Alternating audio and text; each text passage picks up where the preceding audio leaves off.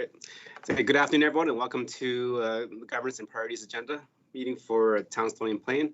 Well, it's beautiful March 1st. Yes, I said that right. March 1st. Can you believe that 2021, 2 months have passed? So again, today was, like I said, a beautiful day. I just want to bring attention to the storm management ponds that we have in our community.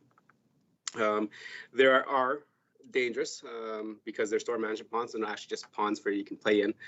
But at this point in time, especially in the spring when the weather gets warm, it is extremely dangerous because the ice is not stable and there's always moving water underneath it. So if you see people around it, please remind them that this is not a safe condition and that there's quite a bit of danger associated playing around storm ponds, especially during this time of year in the spring. Members of council and administration, please make sure your mics are on mute.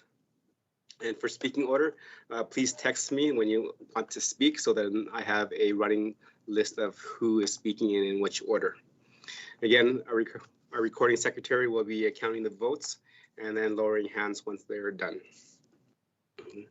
And just another FYI is our general manager, Jen Bleski, will be the acting CEO tonight, as our current CEO is in a meeting, a course meeting tonight as well. So with that, I call the meeting to order. There's an agenda before you. If I can have Deputy Mayor make the motion, please. Yes, thank you, Your Worship. That keeps jumping on my screen. The Town Council adopt the March 1st, 2021 Governance and Priority Meeting Agenda as presented. Thank you very much. I'll call those. I'll call that in question. All those in favor, please raise your hand.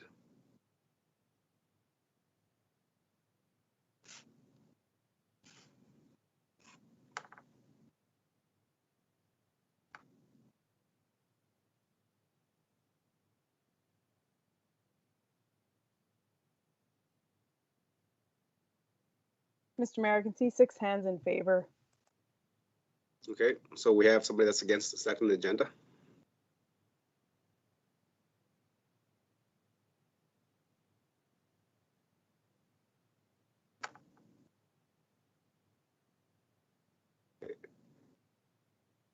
Carrie, who was it that the hand says off or down? I can't see Councillor Meyer's hand. Okay, Councillor Meyer. I was going to say it's not me this time. No, I voted in favor. My hand was up. Sorry, it is up now. There, okay. Now I can see 7 hands in favor, Mr. Mayor. Thank you. Technology is always best when it's working properly. So thank you very much, ladies and gentlemen. That is accepted for agenda. Moving on, number 3 is the public input session. This is the time that we allow residents to talk to council about anything that's not on the current agenda. And this being a fully virtual meeting, acting CEO, is there anybody that has submitted anything to be read into the records today? Your Worship, we have not received any submissions for this meeting. Thank you very much. Moving on to presentations and delegations. And today we have 2 presentations today. And the very first one is from our very own Ellen Elliott from the Westview Health Center. So it's always great to have her join us. Again, welcome, Ellen. This is a little bit different than last time you were in council chambers. You were actually here and able to present, but we look forward for a very informative presentation as usual. Thank you so much. And I will pull up my screen. I'm hoping you will be able to see it shortly.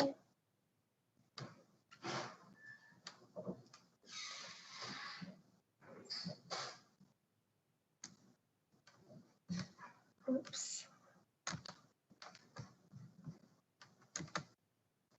So can you just confirm that you can see? Yes, I can see that. So I'm guessing everyone else can. Excellent. Okay, well, thank you so much for inviting me to provide an update from Westview Health Center. I believe the last time I presented to council was in November of 2019, so just over a year ago. And oh my goodness, a lot has happened since then. I just want to begin by reminding everyone that, of course, the health system is ready and available to manage all healthcare needs, not just COVID. And we are hearing so much on a daily basis about COVID that we want to encourage Albertans to continue to access their healthcare providers and the healthcare system as needed for all health issues. We have seen people delaying some symptoms that should be checked earlier. And so we are putting out messaging that all people should access either their family physician or the health center as needed. We are open for all of the regular business as usual. The laboratory services at Westview have changed, and we are now by appointment only, and people are able to make an appointment through Alberta Precision Labs. In terms of COVID-19 in our community, the Mobile Assessment Center continues to be open and available in Spruce Grove. People can book appointments through 811 or the online, and they are for symptomatic persons who want to confirm whether or not it is COVID. And we do encourage people to cancel appointments if they aren't able to attend, simply to help us be as efficient as possible. And I'm sure you're very aware that COVID immunization is occurring for persons over 75 years of age now. And this is according to the Alberta Health sequencing that can be found on the Alberta Health website. It is by appointment only, and booking is done through the AHS online booking or by calling HealthLink at 811. In terms of Westview, we've responded over this last year to meet the needs of our community as well as help support the needs within the zone. All of the planning for COVID management has been done provincially and involving the zone and the sites. Westview did close our day surgery program and endoscopy for a period of time, and that enabled us to open 4 inpatient surge beds as well as 4 long-term care surge beds. And we redeployed staff from the day surgery and ambulatory clinic areas to support the care of those patients. We just recently have closed the inpatient surge beds and reopened our day surgery and endoscopy programs. So we're excited to be able to back down that COVID surge bed response and get back to our regular work within day surgery and endoscopy. We still have the long-term care surge beds open at this time. And another change that we have moved towards and continue to do is virtual care options. So several of our clinics have been working with patients and families around which clinic appointments could be done virtually and which clinic appointments must be done in person. And so we continue that as an ongoing initiative. I think I skipped a page there. There had been a question raised regarding the Westview Helipad, so I just wanted to provide a bit of an update on that. All Alberta Health Services heliports have been reviewed, and that was required to ensure they met the standards for the new STARS helicopters. In that review, it was determined that Westview's heliport doesn't currently meet the standards required by Transport Canada for these types of helicopters. And so it remains under review and being considered next steps. In the meantime, we have been transporting all patients to tertiary or into Edmonton as needed by ground ambulance, and that is meeting the needs of our patients with the response times that we have with ground ambulance. We've also been very pleased to be part of the winter warming program within Stony Plain, and we have been a winter warming site this year. Again, we have had about 19 visits, not 19 individual persons, but 19 different visits most recently. And we're very appreciative of the support that the community has provided, some warm-up packs and supplies for the people who are using the site as a warm-up site.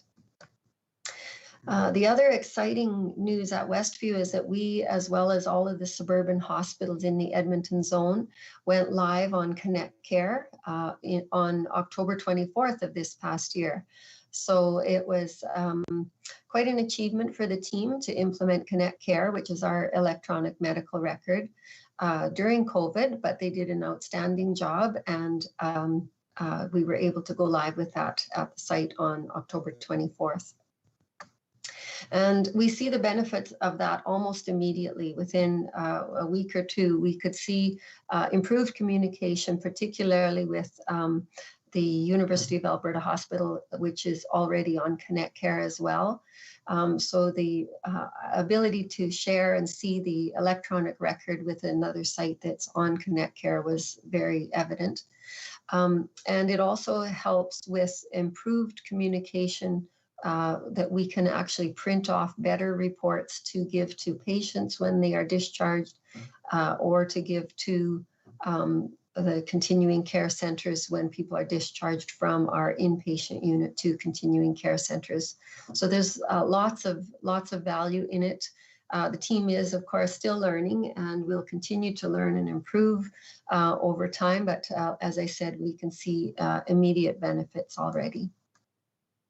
There is opportunity for Albertans to sign up to the My Digital ID and My Health Record on Alberta Health. And that also gives you connection or access to My AHS Connect if you happen to be at a site that has ConnectCare up and running already. Just wanted to mention some of the community collaborations that we have been continuing to work on over this last year, and quite frankly, how beneficial these collaborations are. So you're probably well aware of the Westview Community Dementia Collaborative that we've been working on for a number of years with FCSS, the Primary Care Network, the Alzheimer's Association, the libraries, and many, many other groups and organizations within the area. That work continues. It has to be changed a wee bit because of COVID, but it continues to build on the work that has been done, and FCSS, Stony Plain FCSS, is of course taking a lead in that, and at the point now where we're looking to engage volunteers to carry on some of this work, and the PCN and Westview are continuing to build stronger connections into the community to support people impacted by dementia. The Youth Mental Health Collaborative as well with the Primary Care Network, schools, etc., continues to be offering valuable connections and better coordination of supports for people experiencing mental health concerns. We also continue to work on transitions in care, which is simply improved communication from one healthcare provider to another healthcare provider. So with our long-term care and supportive living sites, with our primary care network, etc. And same with the opioid addictions, mental health, primary care, and Westview, as well as other community partners, are continuing to work on those. So what we're finding is when we can communicate better, it's a far better patient experience and better quality of care for our patients. And I also just wanted to take this time as well to, on behalf of the staff and physicians of Westview, just to thank our community for the support that we've received over the last year. It has been a challenging year for everyone, and it has been challenging in healthcare as well. There were many initiatives that really helped to support the team, the purple ribbons at the site that continue to remind us of our community support, the drive-bys that the fire, police, peace officers, etc. have done have been very encouraging. We've received cards, and the Tri-Community Health and Wellness Foundation has received several emails that we share then with the staff, just words of appreciation from the community. So that support that we received has really helped to buoy our spirits over this challenging year. And so we wanted to pass that thanks on. And I am open and available for any questions you may have. Okay. Thank you for that very informative presentation. I'll just wait for council members to text in to see if they want to ask you any questions. So I will start first. You mentioned about the helipad because it's closed down because it does not meet the standards of the New Stars helicopter. Do you know what those standards are? Is it just more land, or is it needs a bigger runway, or however a helicopter uses that spot? No, sorry, I don't know. I have received an update from capital management, but I haven't got specific details about what the requirements are or what criteria are specifically used to review it. I could certainly connect you with someone from capital management, though. Yeah, if you can, please, because that's I understand that STARS has landed here a few times when there's been an accident, so it's kind of concerning that it's not in use right now. Okay. Okay. First question from members of council is Councillor Laurie. Go ahead. Thank you, Your Worship, and thank you so much for joining us, Ellen, and for the presentation this evening. I'll start with a comment. You know, obviously, as a first responder, I recognize the incredible importance of STARS, and I live near the hospital, and I've been fortunate, if you want to call it that, to experience how often STARS was landing at the hospital when it was capable. I will express some concern. The purchase of the new Airbus was not a off-the-whim purchase. It was a planned purchase, and I believe AHS should have been ready and understood the requirements prior to the rollout of that new helicopter. So I would appreciate some continued information on what's going on with the helipad and ETA as to when it will be brought up to standard. Because, you know, although we are managing it with ground ambulance, we know that the service level does not quite compare. And so I'd love to see that get back in use as quickly as possible. I do have a question, though, in regards to the potential of a CT scanner at Westview. I know that's something that's been an ask for a significant amount of time. There's been a lot of planning. We've helped advocate on behalf of Westview for that as well, and on behalf of our community. And I just want to know if we have any updates on that, anything else that we can do to assist in moving that along. Yeah, there is provincial planning as well for all diagnostic services within the province, and there is a prioritization process. I don't believe there's any updates from the last time, but again, I can certainly ask the provincial DI team to provide an update. Excellent, that'd be great. Thank you so much. Thanks, Your Worship. That's all I have this evening for. Good. Thank you, Councillor Laurie. Moving on to Councillor Matties, please. Thank you, Your Worship, and thank you to our guest, Ellen, for joining us this evening. My question, and I hope you might be able to answer it to some degree, is with regards to the new budget that's just hot off the press from the government of Alberta, where there's been $3.5 billion allocated for, or in the health budget for continuing community and long-term care. And then there's also been $140 million for improvement of mental health. And I'm wondering if you know how or what type of programming that might be used for in our region. Again, we have participated in zone planning around all of the services. And so there are, zone plans on the table. I can't speak specifically to how this budget will be allocated within the province or within the zone. But I can assure you that certainly the needs of our community are well known, and that there are, strategic plans being put in place. Again, I think it will take a period of time before we'll know specifically whether there be any allocations to Westview or our community for those services. Thank you. I'm just going to continue with that question. I think Councillor Matty is asking regarding the provincial budget, and with the provincial budget that came out last Thursday. Do you see a huge impact to the Westview Health Center in terms of service to our residents in the area? We don't service just Stony Plain, but we service School. It's in the whole kind of surrounding area.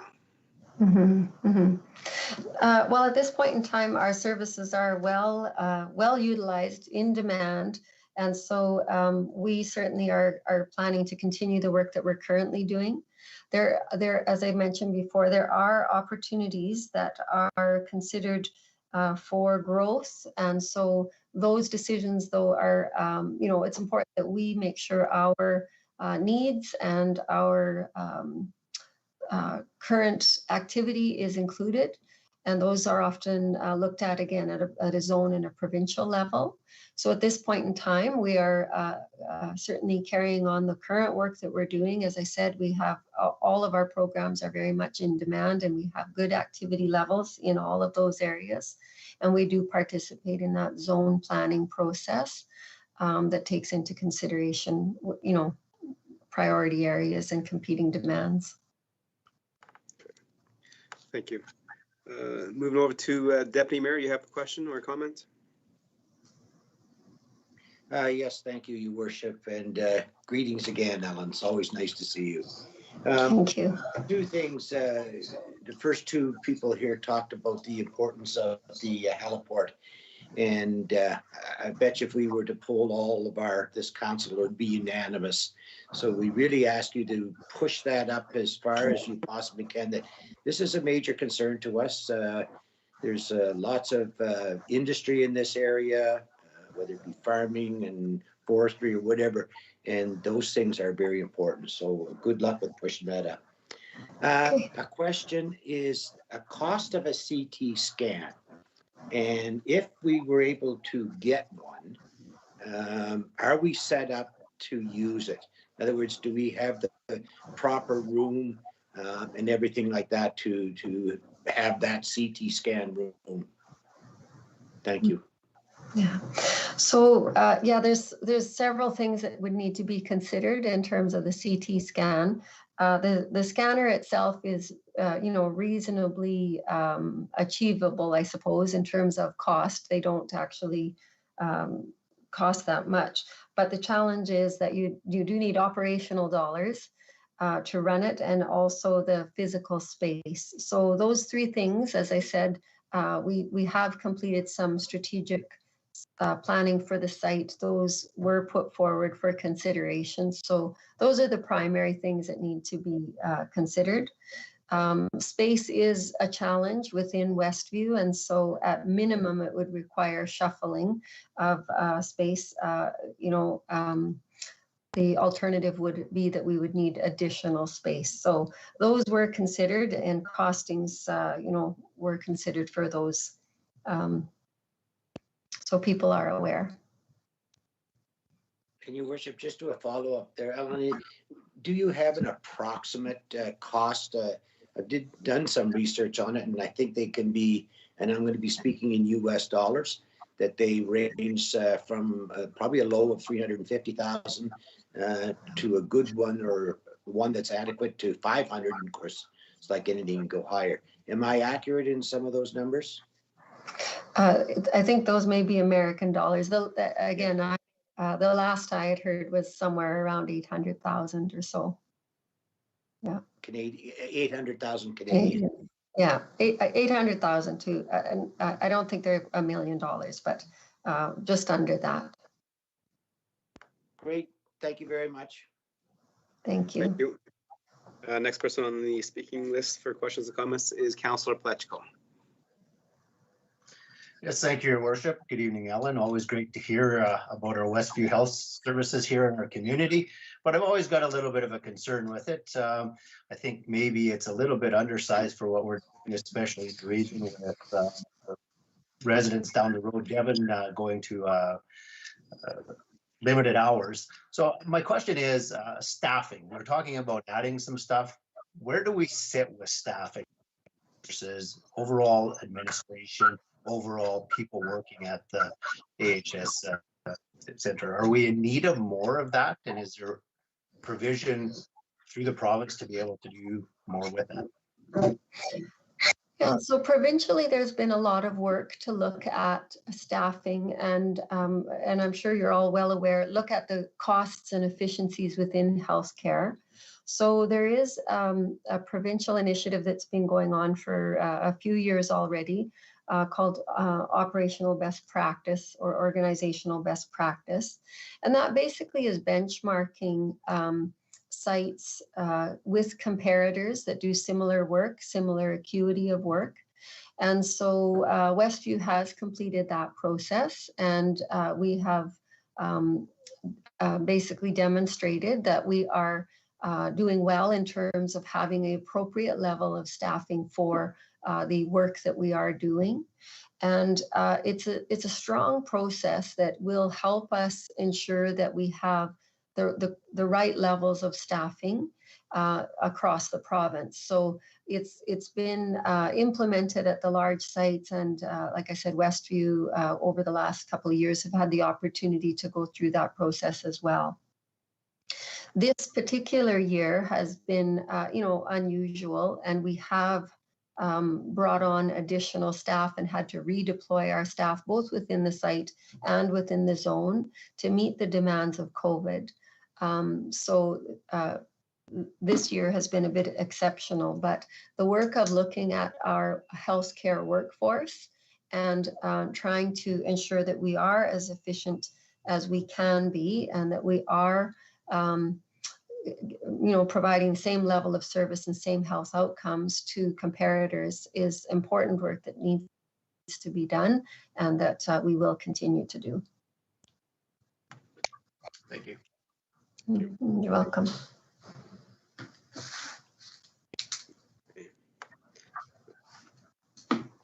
See, nobody else has texted in for questions. I'd like to follow up on the CT scan conversation. We know this has been kind of an ask of the Westview Health Center for quite a few years now. Council has been very supportive of that when we're speaking with health ministers and our MLA.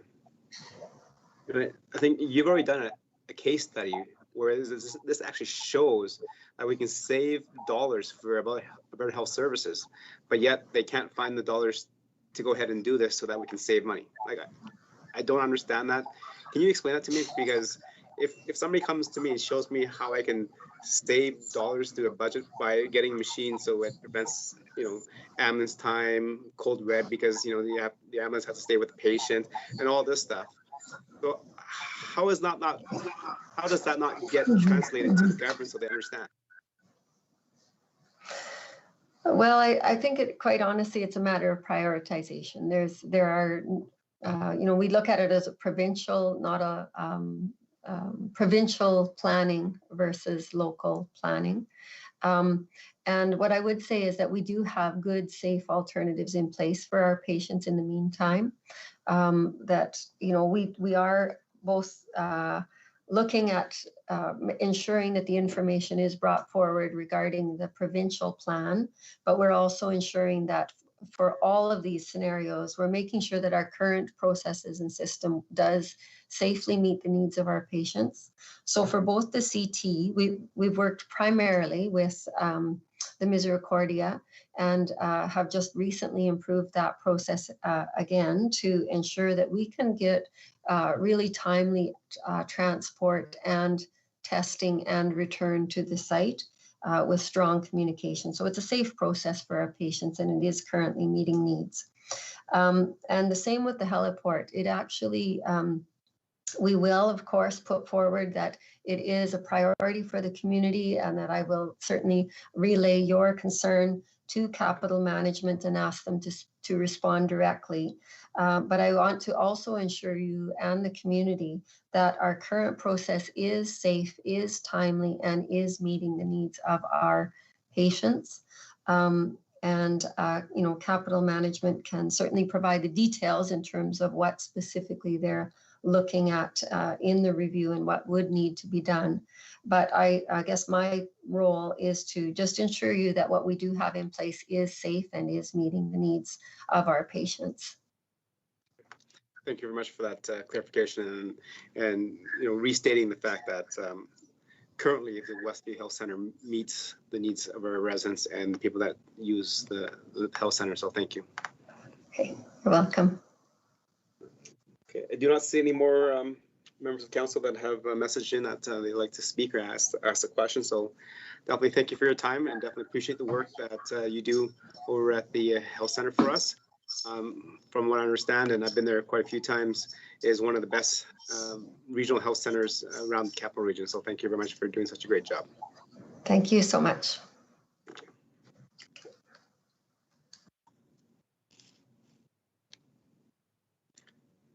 Okay, members of council, moving on to 4.2, which is the transportation master plan. Again, go ahead, administration, whenever you're ready. Thank you, Your Worship. I'm pleased today to introduce Ryan Betker from McElhaney Engineering Consultants.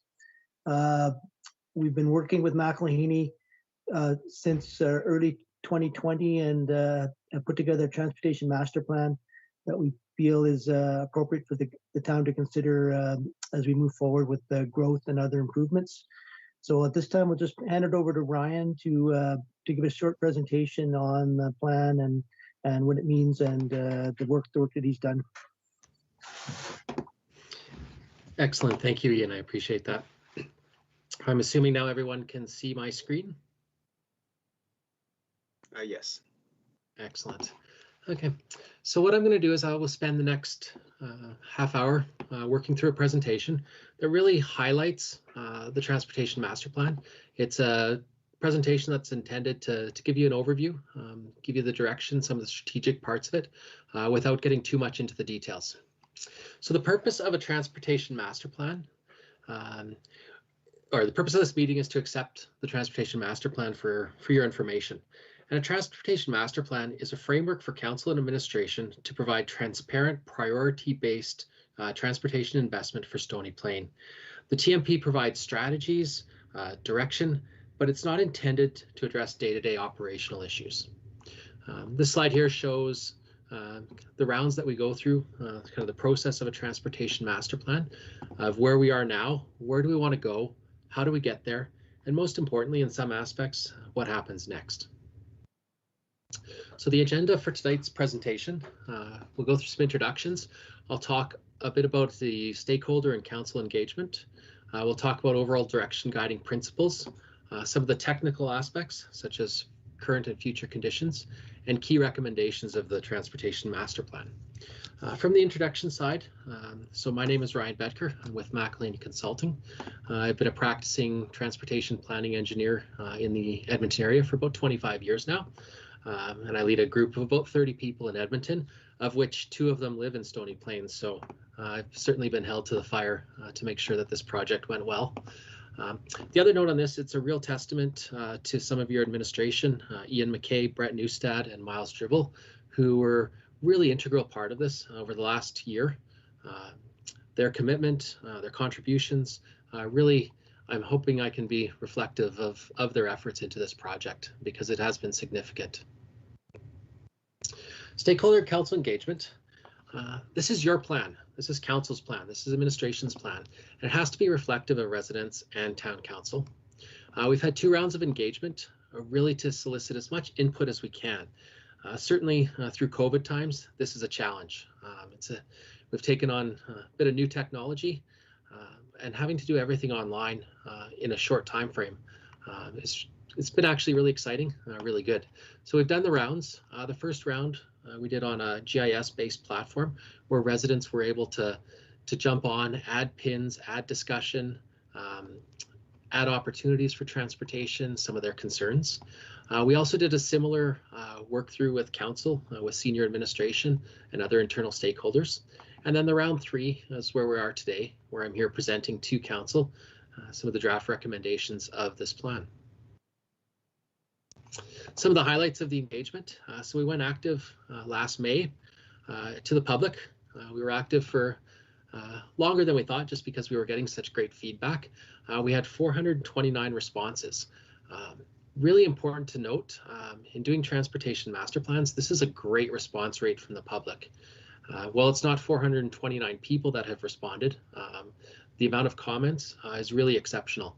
I use an example, more of a conventional transportation master plan we completed for Grand Prairie, where we did public open houses, and we were excited to see 20 people at an open house. So this is really, really good engagement. What came out of that engagement were 6 key priorities: trails and sidewalks, safety, traffic, some maintenance, access, and the rail crossing.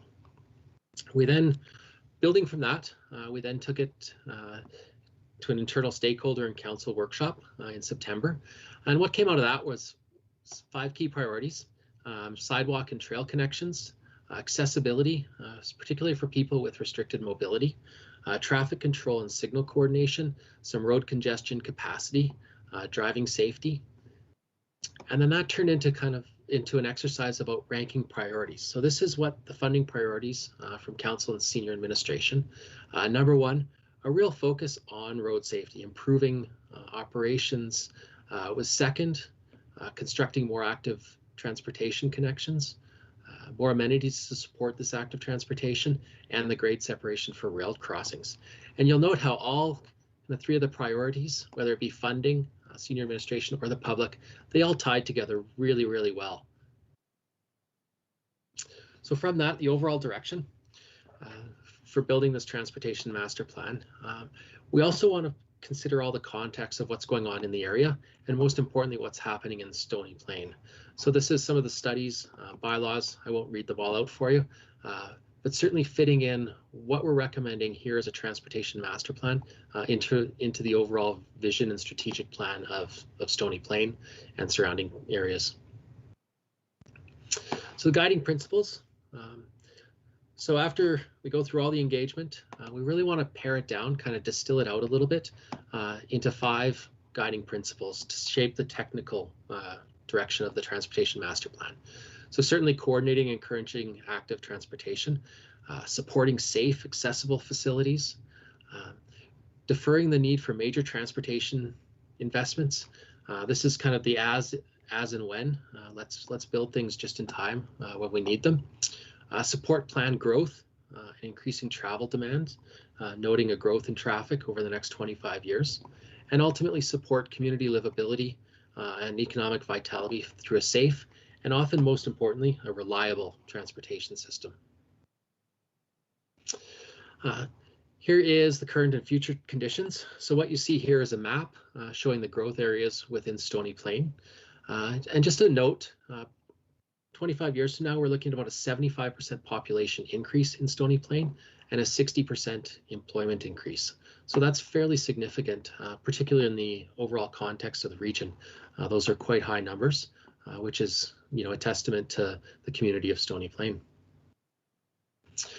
Traffic projections and analysis. So we use what we call a VISM model, but it's essentially a travel demand model. What we want to do is figure out where traffic is, where it's going to go, and then project it for the next 25 years based on the previous where forecasted growth is going to happen within the community.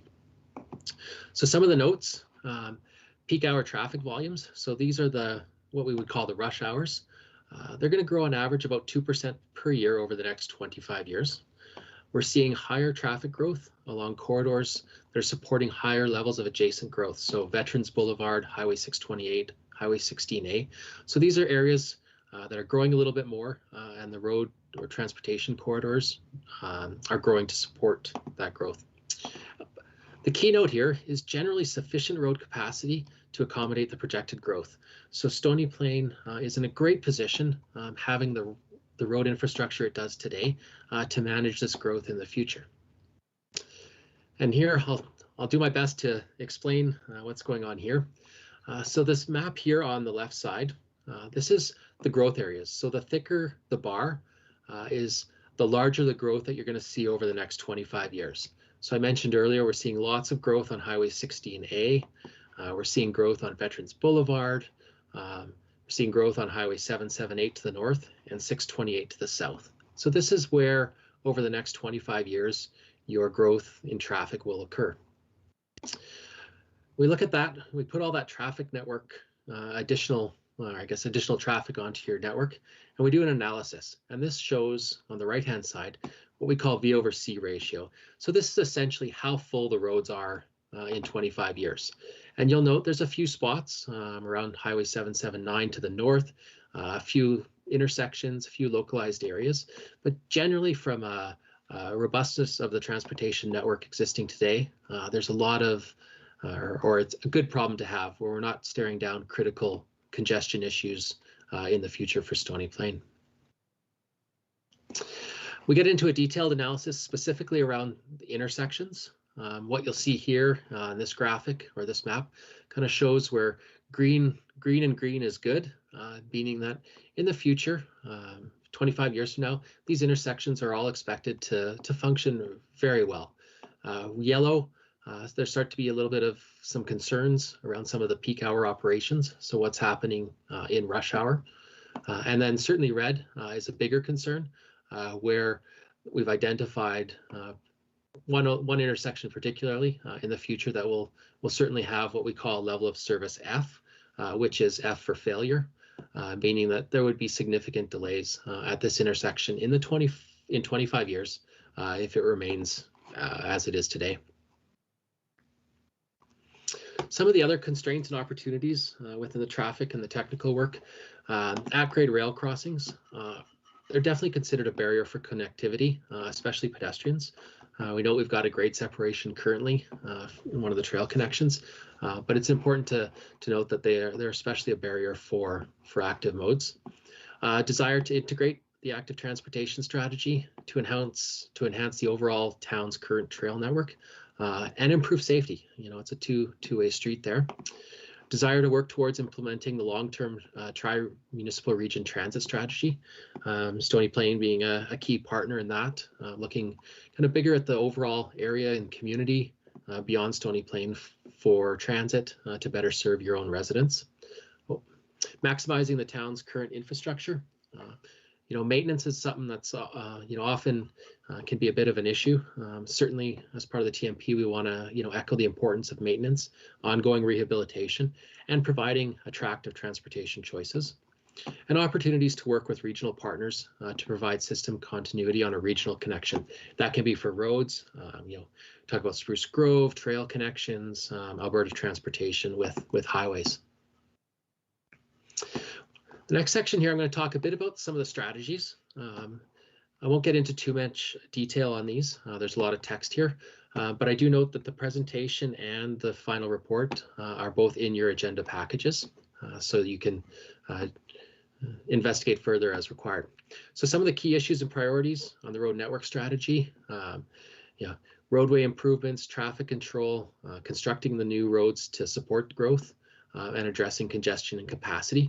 And what we've done is identified some of the network improvements, some of the operational improvements, and a traffic management program that deals with monitoring of traffic so that we know what the traffic situation is and are able to respond to changing travel patterns within the transportation system. So this is what it looks like 25 years. This is a really important map within the Transportation Master Plan because this sets a lot of the direction for future investment. So we're looking at short-term improvements. What do we need to address sooner than later?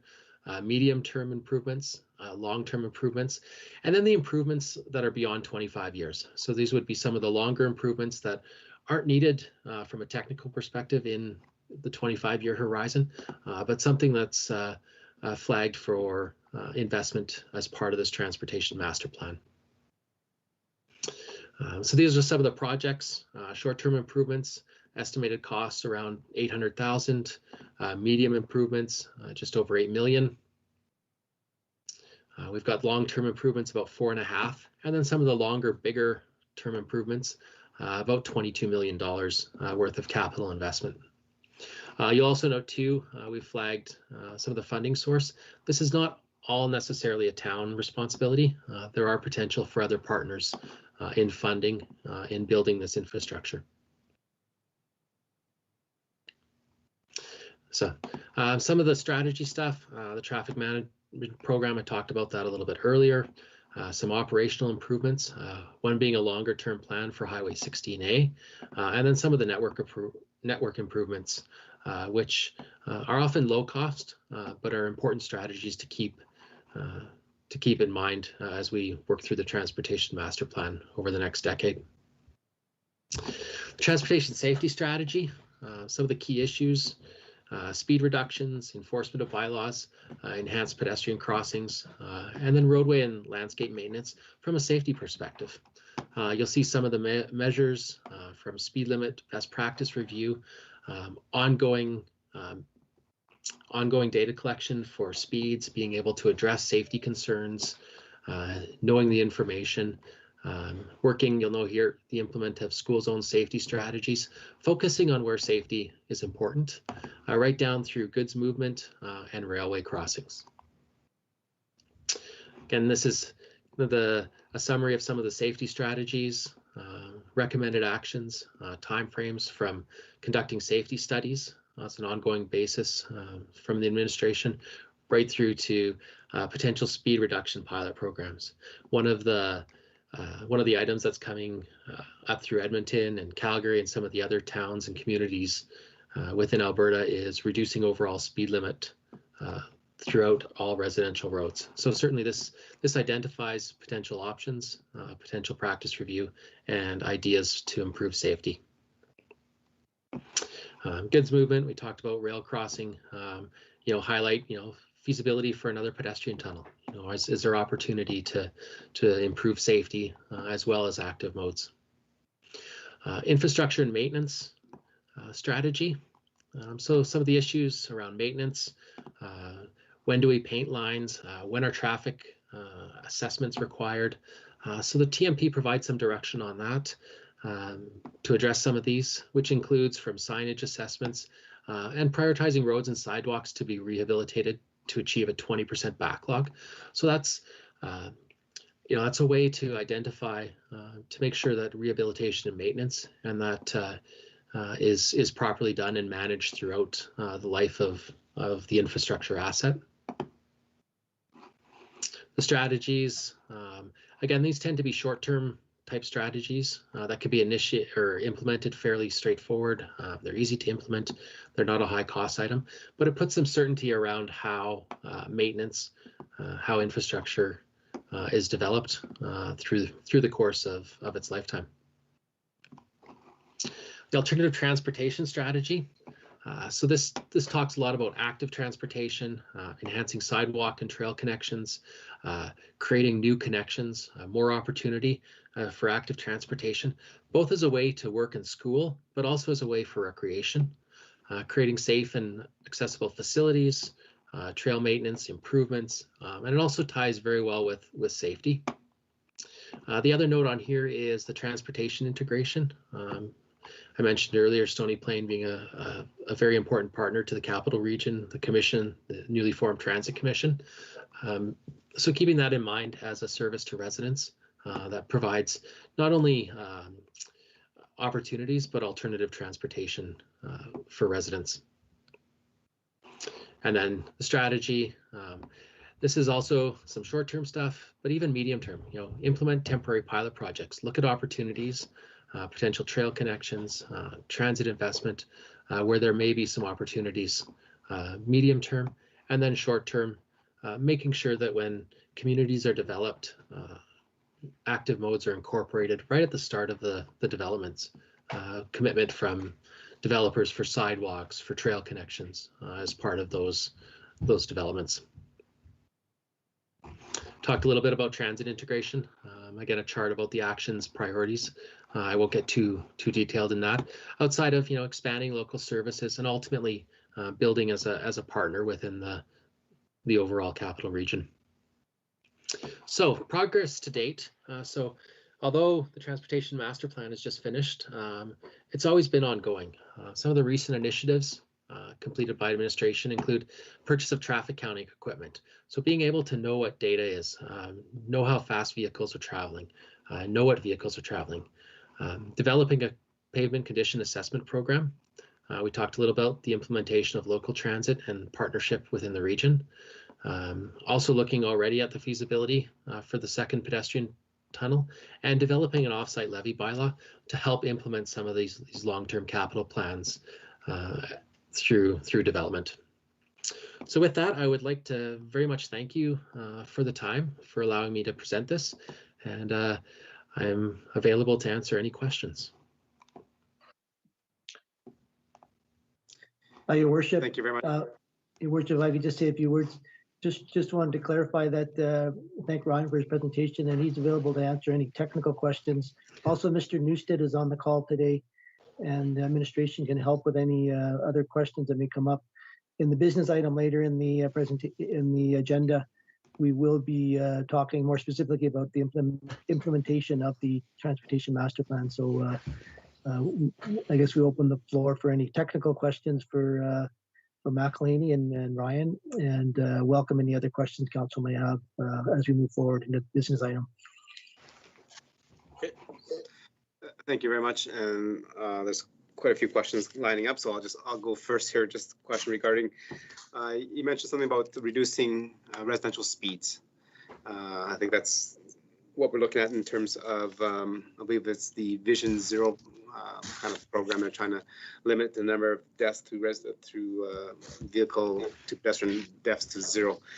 So how does that, if the town of Stony Plain did something like that, where we reduced our speeds from 50 to 40 or to 30, does that play a role in the capacity and the conditions of the roads that we currently have?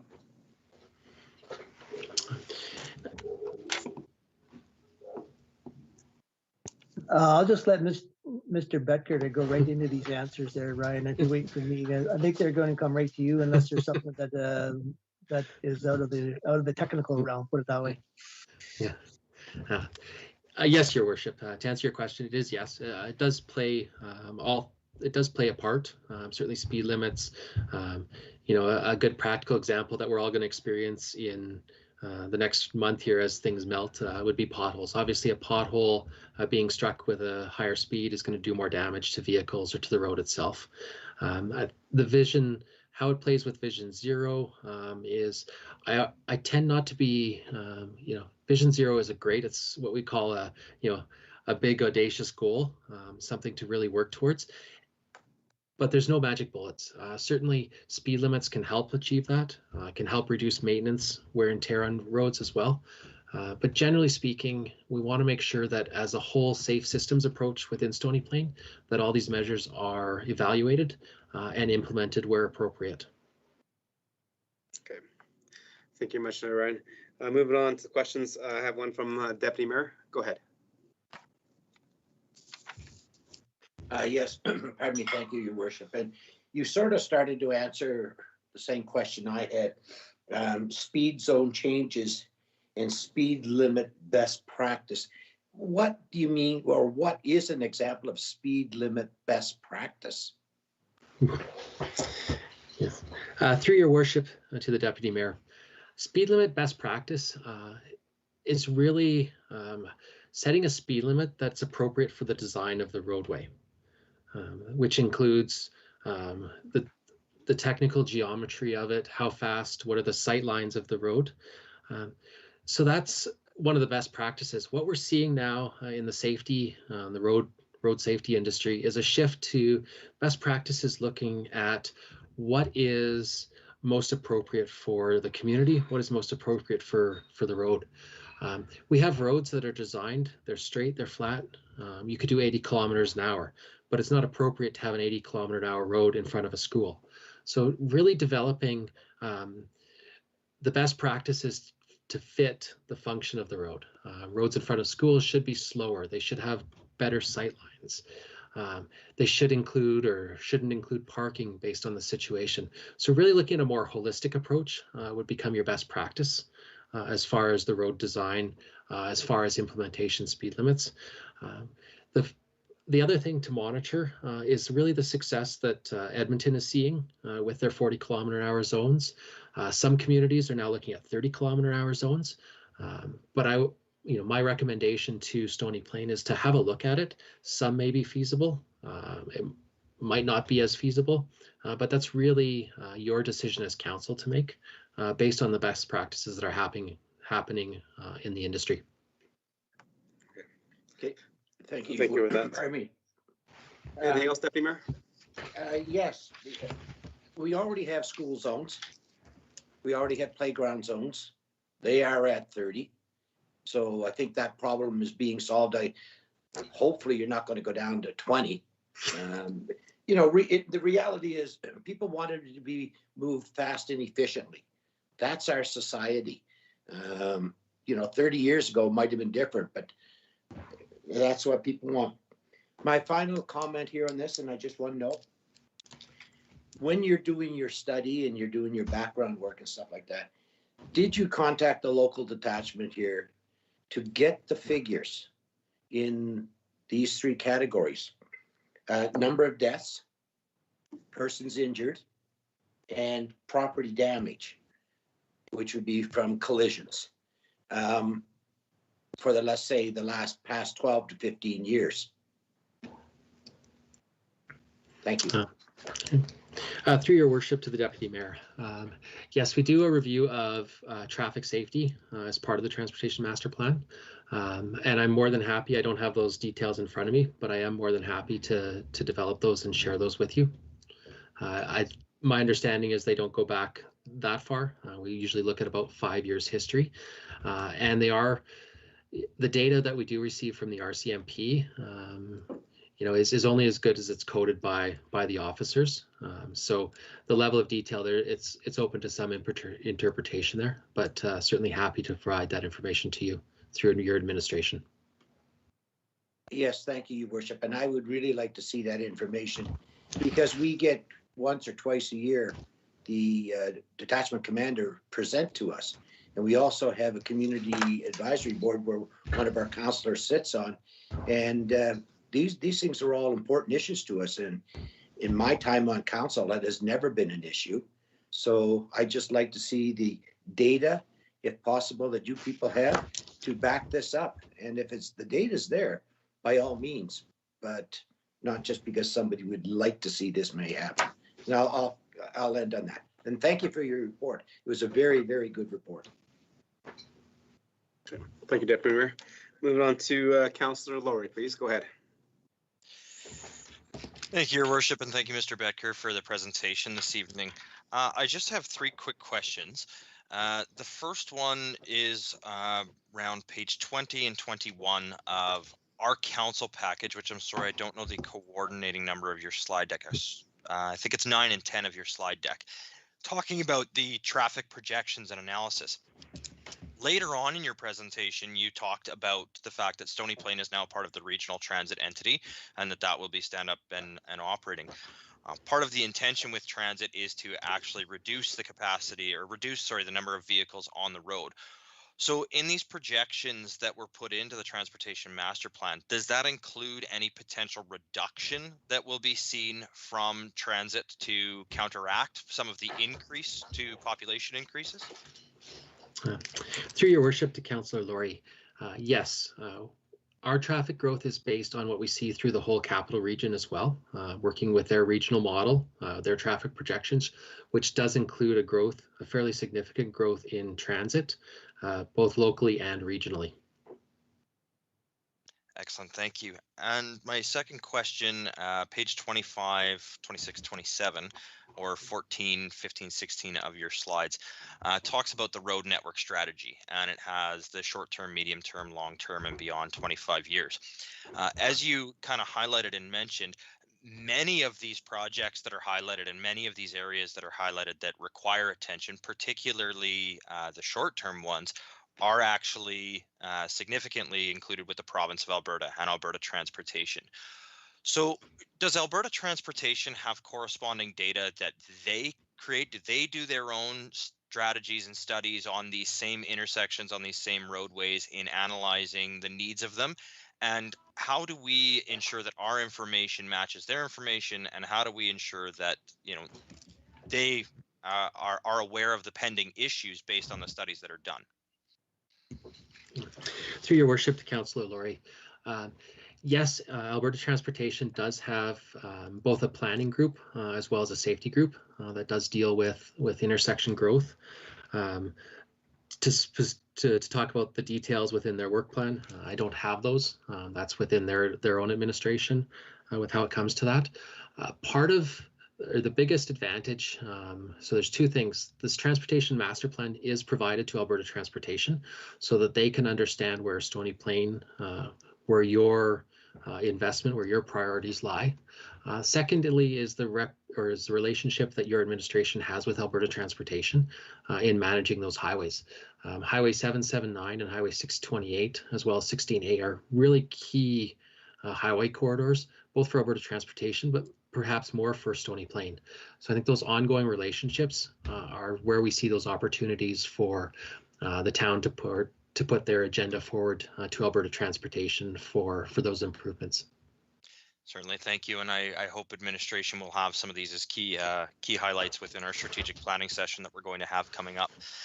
And lastly, and Deputy Mayor kind of touched on it, you mentioned in the strategy of collision data collection and monitoring as a short-term high priority item. Obviously, through the RCMP, through our own bylaw officers, and through our own fire services, we should already have this data. So I'm just looking for a little bit of understanding of what it is then that you're proposing in this, because the data exists. So are we not capturing it properly? Is the data just not being compiled? Do we need some type of specialty software or something like that to input this into to give us analytics on it? Or can you expand on that a little bit?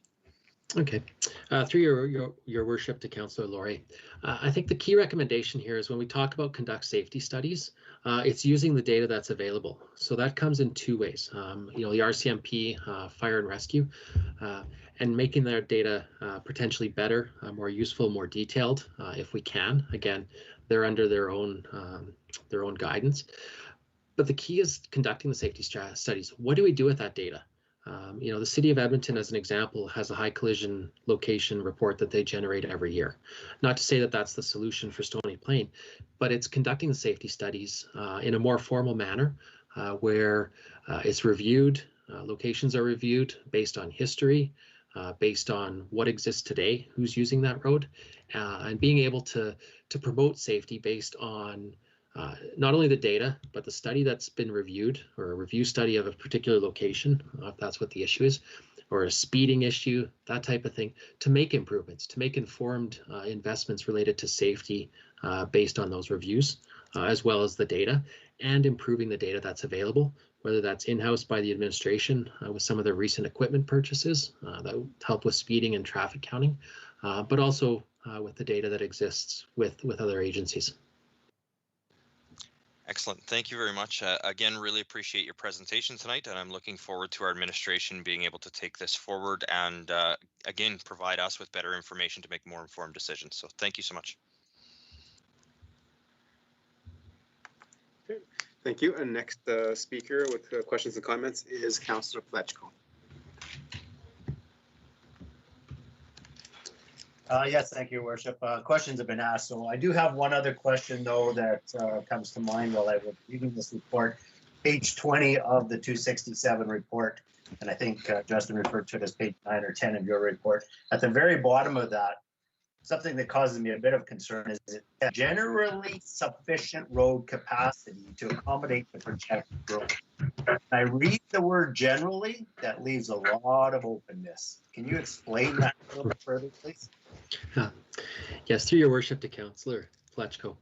I think generally it's a term that we want to use to make sure that we've got the flexibility to invest when we need to invest.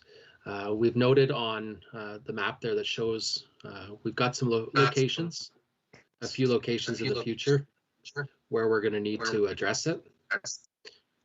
And then the second, sorry, I've got a double echo here, but the second part of that being the timeframes. In this transportation master plan, we talk about 0 to 5 years, 5 to 10, 10 to 25. These are general timeframes. We don't know what's going to happen with development, with growth, with transit. So it's giving some flexibility within that. What we don't want to do is to set the transportation master plan up for failure because we specifically say in 3 years this has to be done. We want to set the guidance and then have administration and council work together in order to complete that stuff. So generally, maybe it's probably not the best term within the presentation, but it's something to give some inherent flexibility so that you're not tied to completing something that may or may not have to be done within that time frame. Thank you, Mr. Bitker. I think this is an excellent report, and I look forward to administration tying this road assessment that we're having done, because I think that will take us to the next step that we need in determining what we need to do within our community and the costs associated with it. Again, thank you for your time. Okay, moving on to the next speaker is Councillor Bennett. Go ahead, Councillor Bennett. Good evening. Thank you so much for your presentation. I did find it interesting. Very, very, very long, but very interesting. So I do have a couple questions. When it came to the stakeholder engagement, I'm wondering, did you reach out to any specific groups? I'm thinking of a friend that I have who walks this town every single day who's legally blind. And sometimes she'll give me a call and say, you know, why does this traffic signal have a sound so that I know when it's safe to walk and this one doesn't? Why is this one a different sound than the other one? And so I'm wondering, you know, did you contact an organization such as CNIB to get some feedback on some of this? It also came to mind, we also have a organization here in town called Cohesive Communities, and these are people with mostly physical disabilities. And so I would think that some input on from them on transportation and maneuvering maneuvering around the town, especially pedestrians, bike riders, things like that. So my question is, stakeholder engagement, did you actively seek out some of these organizations? Through your worship, Councillor Bennett. I will have to get back to you on some of the specifics around that. We did have a fairly robust public advertising, and we were working with administration and your own communications group to contact some of these agencies to get that that input. Certainly, one of the things that did come through loud and clear was the importance, particularly for active transportation for those with mobility issues, which would include, sight concerns, hearing, that type of thing. So that did come through loud and clear, and it is an important strategic direction within the transportation master plan. But I can get the specific, I will get to you the specific details through your administration of who was specifically contacted in that realm. Thank you, Mr. Mayor. I did have one more question, if you don't mind. Go ahead. It was, okay, page 17 of your presentation. I'll be specific. I did see it a couple of times throughout the report, and that is your chart of when some of this work could be done, and it talked about the westbound and the eastbound signalization ramps on the overpass, and one, I think it was the westbound, is in phase 1, and then the eastbound isn't until about phase 3. And I'm wondering, why would that be? Why wouldn't you do both of them at the same time? It occurred to me that I think there's something like $400,000. I would think that you'd want them both done at the same time. Through your worship to Councillor Bennett, what we've provided is kind of the more immediate priorities. To answer your question simply, yes, you would likely do both, or you'd want to do both at the same time. However, what we've tried to do is create a bit of a prioritization. So if there was only funding available to do one, this is where I would suggest you put your investment. Ideally, even through some of the short-term, medium-term, we talked about improvements on Highway 628 that run through multiple kind of improvement phasing. Certainly some of those, you'd want to look at those together and group them just for the cohesiveness of the projects. And none of this is set in stone as far as how this gets implemented. That's really up to council and your administration on timing of specific projects. What we've tried to do is outline a direction that your priorities should be this, and what gets added to those priorities, how that moves around, is really up to you, to council and administration.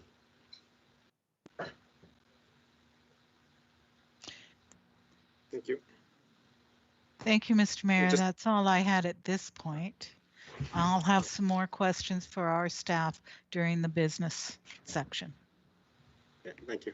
And also, Councilor Bennett, I'm not too sure if Ryan's familiar with the surrounding area, but on 16 and 779, there's only one set of lights at that overpass as well, and that is only coming westbound versus eastbound, because the majority of traffic that was going westbound that come off the ramp are coming towards Stony Plain, and the traffic that's going eastbound coming off that off-ramp is coming to Stony Plain and not going north on 779. So when AT did the study, it did not warrant having to have two lights there installed. So that was only one light installed, which is very similar to here. Once you get into that overpass on 16A, the majority of traffic on the overpass is going west towards out of community, not going east towards Spruce Grove. Next is Councillor Meyer, please. Thank you, Your Worship, and thank you, Mr. Becker, for your presentation. I'll just start so that I don't forget, echoing our Deputy Mayor's comments about this being a very good report. I can definitely see our priorities reflected in it, so kudos to your team and admin's efforts on it. But turning to my question, is in regard to the signal timing and the optimization coordination. It's an idea that I've had many citizens ask me about in regards to why the lights on 779 are not timed. And so similar to Councillor Laurie, I can appreciate it's not Stony Plains Road and there requires some partners there. But since it's included in the report, I'd just be curious if you could kind of enlighten me. What exactly would be required for that to be done, besides obviously the partnership with Alberta Transport? Through your worship to Councillor Meyer. Yeah, in addition to the partnership, and we don't, we're not at that level of detail, really project specific details, but to optimize it could be, traffic signal controllers. Alberta Transportation usually controls their own signals through road contractors. It may be fairly non-smart type controllers. So, investing or upgrading the controllers within signals, maybe how the signal operates, looking at different pedestrian controls would all be part of that optimization. So from that perspective, there's a capital investment cost, but the largest part of it, as you mentioned, is that partnership with Alberta Transportation, and then having the willingness to look at those signals for upgrades. All right, thank you.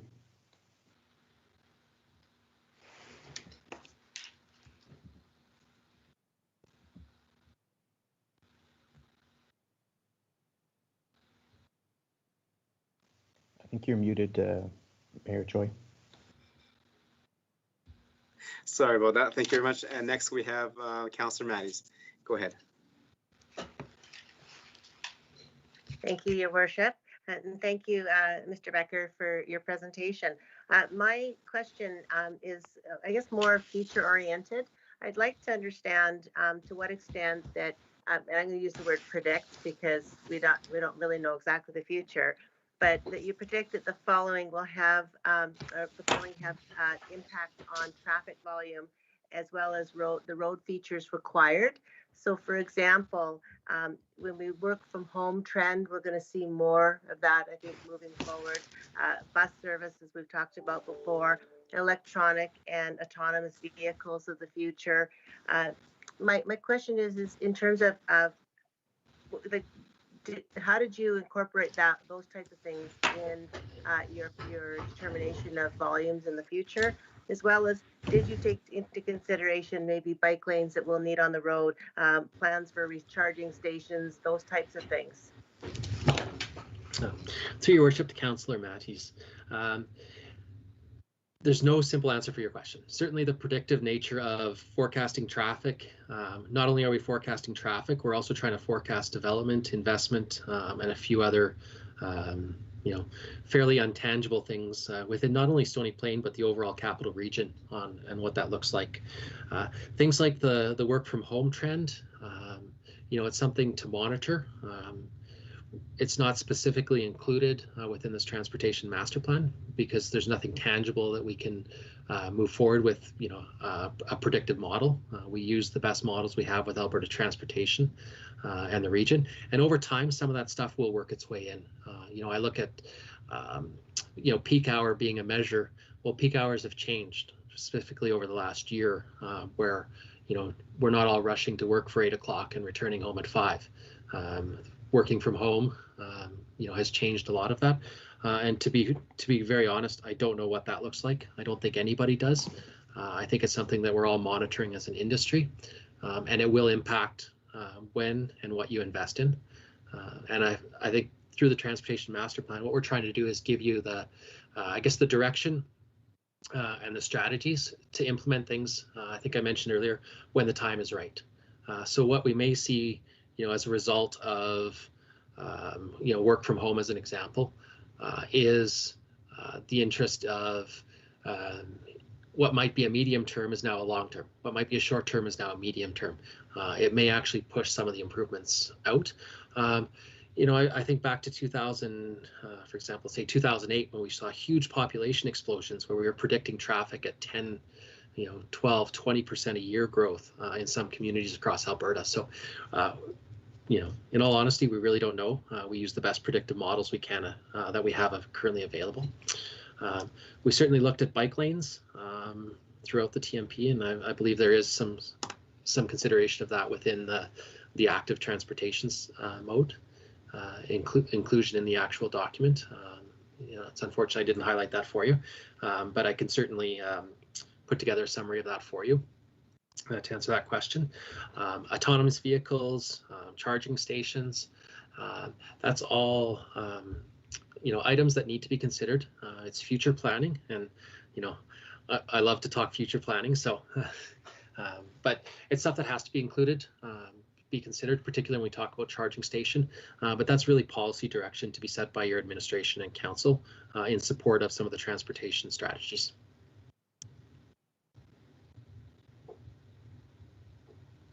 Okay, thank you. Anything else, Councillor Mattis? So that's everything. Thank you. Okay. Thank you. I have no more people on my list. So let's I have a question regarding go back to one of the slides. I think what the road improvements are. Councillor Bennett mentioned this earlier about the off-ramp and having lights there. I'm looking at a little bit just one intersection further, which is the Wood Avenue intersection. I can see right now that has been redone by Alberta Transportation, and there is a left turning lane there that goes into Meridian Metals. But also, I see a lot of vehicles and businesses and trucks going right into Wood Avenue to the North Business Park. But yet we don't have a turning lane there, but it is wide enough to have a turning lane. So was that considered an upgrade later on, or something that we can do in the immediate future? Your Worship, with the TMP, we didn't get into that level of detail. What we have is that we've identified that section of or that corridor of highway as requiring some upgrades in the medium term. Specific operational issues are likely best suited for your administration as something that could be included short term, long term, as part, you know, with that direction. Okay, thank you. I think that's all the questions. Anything else to add to your presentation? No, just thank you to your councillors, to your worship for the time. I've got some follow-on work to work through with administration to provide some information. And a real thank you to your administration for developing this project in a timely fashion and providing the commitment and direction. Okay. Well, definitely on behalf of council and our residents, thank you very much for the transportation master plan here. It is very in depth, and it does outline the strategy and kind of the game plan for us to continue to build out, change, enhance, and build new connected roads and new roads so that that our community stays, I guess, ahead of the curve. Because I think you mentioned that we're well positioned just based on the way that we grew and developed the community, that we actually had planned a road network that actually works fairly well. Okay. Yes. Thank you very much. Thank you, Your Worship. All right, that ends the presentations, ladies and gentlemen. So moving on to business items. Let's move on to number 5.1, which is the 2020 Culture, Tourism, and Development, the annual status report. Go ahead, administration.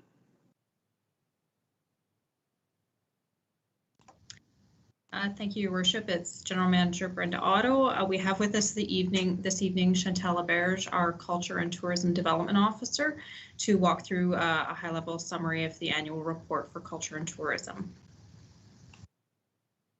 Thank you, Brenda. I'll just take a second to share my screen here.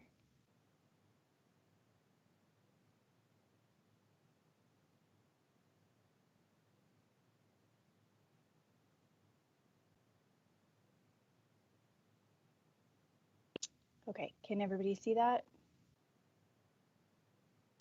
Yes. Okay. Good evening, Your Worship, and thank you for the opportunity to present this evening. Good evening, Council, guests, and fellow administration. As we all know, 2020 was a challenging year for everyone. COVID-19 has created a need for flexibility in everything we do, and Culture and Tourism's work plan was not spared that requirement. A number of projects planned for 2020 had to be altered or cancelled, including summer sessions, the destination guide, and the final Meridian Foundation mural. Despite the ongoing challenges, I am pleased tonight to be able to report on the activities and achievements made in 2020 to advance the town's commitment to culture and tourism. As noted in the agenda item, this report will be the last to reflect the goals of the 2012 Master Plan as we move into the implementation of the 2020 Arts, Culture and Heritage Action Plan. I'm not going to review the written report that was included in the agenda package in full. Rather, I will focus on a few projects that were undertaken by the town and in partnership with the creative community. And then if there are questions on anything in the written report, I can answer to those afterwards. The written report and this presentation reflect the four main goals of the 2012 Cultural Master Plan, the first of which is town leadership. The Stony Plain Arts, Culture and Heritage Action Plan is a roadmap to build upon the work undertaken by the town, its partners and citizens through the 2012 Stony Plain Cultural Master Plan by providing goals, considerations, and potential tactics for investing in and supporting arts, culture, and heritage over the next 5 years. The action plan contains 12 goals that will enhance the cultural richness of Stony Plain through downtown creative placemaking, community connection, collaborative planning and participation, and town leadership. You can see those built out a little bit here, and as well, they are included in the plan in full as well. The plan was received by Council in June of 2020, and the implementation of it has been captured in the 2021 work plan of the Culture and Tourism Unit and the 2021 to 2023 corporate plan. To advance the culture and tourism sector, the town undertakes a broad range of programs and services, including hosting a poet laureate, funding and partnering with the Visitor Information Center to provide visitor services, and working with local artists and cultural organizations to present Alberta Culture Days. Another program under this goal is the Indigenous Youth Advisors. Despite the 2020 Indigenous Day celebration being cancelled, the town and its partners chose to continue the Youth Advisors program throughout the year. Though it was difficult due to restrictions, we felt it especially important during this time of physical and social distancing to provide the advisors with opportunities to engage with their community. They were provided with cultural teachings, participated in ceremonies, and encouraged through additional teachings to undertake positive lifestyle choices. This program helps continue the building of strong, healthy, and proud individuals. The 2020 youth participants will also be invited to carry on their roles into the 2021 celebration, provided that we are allowed to have an in-person event.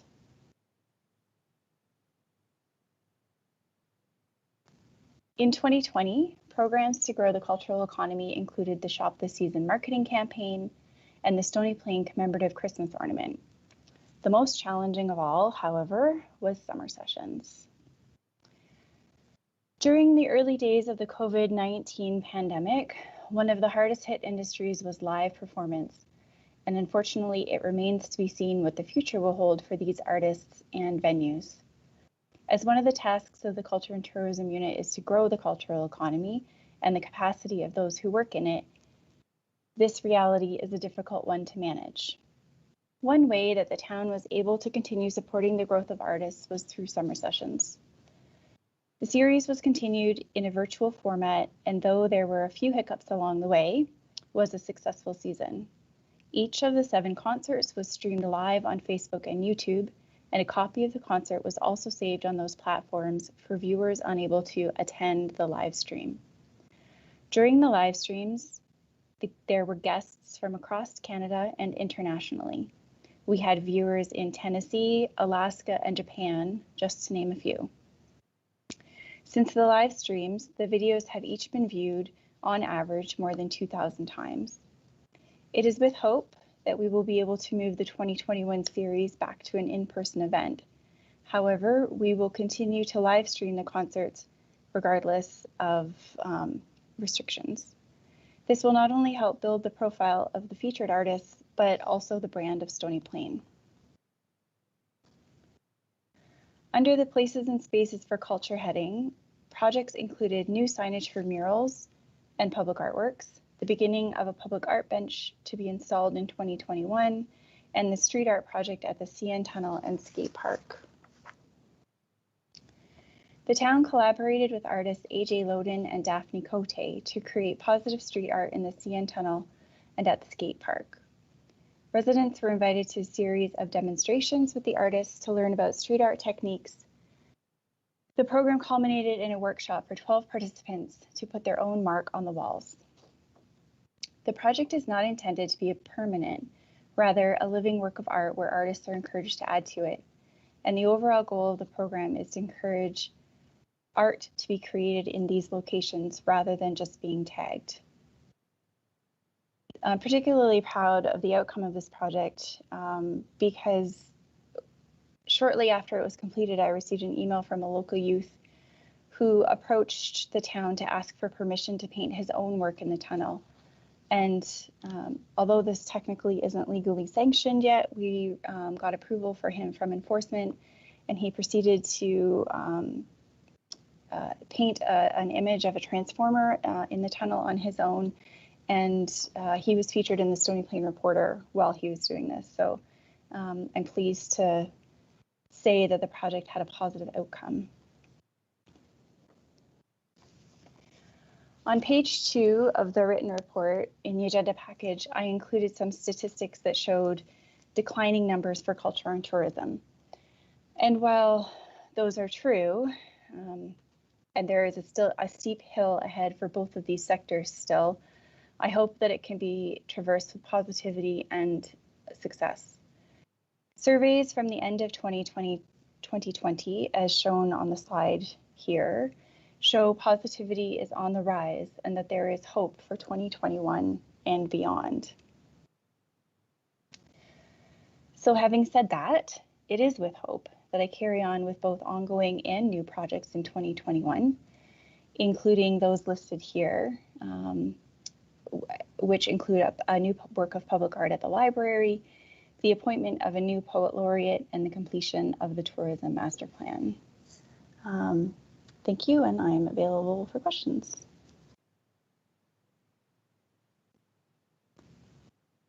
Great. Thank you for your presentation, and thank you for the work that that you have done with the cultural aspect and tourism aspect of our community, especially difficult in a year where we've been sort of in a lockdown of a pandemic where we're not able to do the things that we normally did. So very good pivoting and a lot of things that you guys have been doing to make sure that we stay connected and still present some of those offerings to our community. Members of council, any questions and comments for clarity and understanding? Councillor Laurie, go ahead. Thank you, Your Worship, and thank Ms. LaBerge so much for the presentation this evening. Just two quick questions for you about two of the initiatives that you mentioned. The first, it's page 56 of our Council Package 13 of your report, and it's regard to the mural and public art signage. Looking at the new sign that was installed for the Strong Arm of the Law statue, I noticed that it is missing the QR codes that we had put on our art pieces and murals so that we could begin to provide more information in the virtual and digital world. I'm just wondering, is there going to be a place where the QR codes will still be located on these art pieces that are receiving the new signage installations? Through you, Your Worship, Councillor Laurie. The QR codes are only on the mural signage. We have never put them on the public art signage yet.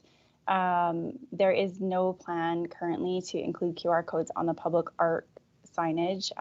As we have only a few pieces of public art so far, we don't have an official public art guide, and that isn't something that we'll likely be undertaking in the near future. But they are included in things such as our GIS mapping and program around that. So if people do link into the mural map with the QR code, they can access the public artworks as well. Excellent. I'm glad to hear that that's visible to the public in that manner, and I look forward to us continuing on that. The second is regard to the street art project that you mentioned, and you mentioned the workshops, which I would agree. I had many residents contact me and express how much they enjoyed them and how great it was to see that. As you mentioned, that is kind of a living project that the street art will continue. Do we have plans to continue those workshops so that as children grow older and we get new generations of children that are interested in it, we have that opportunity available for them, as was this past year? Yes, I'd like to see it be an ongoing, potentially annual, and if not annual, perhaps every other year program where we offer those workshops. Similar to what Spruce Grove Comp does with their graduating class, where each year we have a group or a cohort come in and do some painting. One of the other things that we have in the implementation of the Arts, Culture, and Heritage Action Plan is the, sorry, my light went out, is the creation of a public art strategy. And one of the considerations as we move into that project is the possibility of sanctioned graffiti wall or graffiti area. And of course, the CN Tunnel and the skate park would be considered for that location if it was decided that we move that forward. Excellent, thank you. And I completely agree with you. I think that is a great way of expressive art for some of the general public, and a great way to channel some of that away from negative behaviors into positive behaviors in our community. And I would love nothing more than to see that become an annual event. Maybe we do it as a, Stony Plain Street Art Celebration Day that we do each day or once a year, similar to as we do our Arbor Days and those type of things. And being able to have specific areas, and I use the term areas because I think it would be important to have more than just the skate park and the CN Tunnel, different places that we could allow this and encourage it. I think would be fantastic. So I look forward to seeing more on that in the future. Thank you again for all your hard work. Thank you.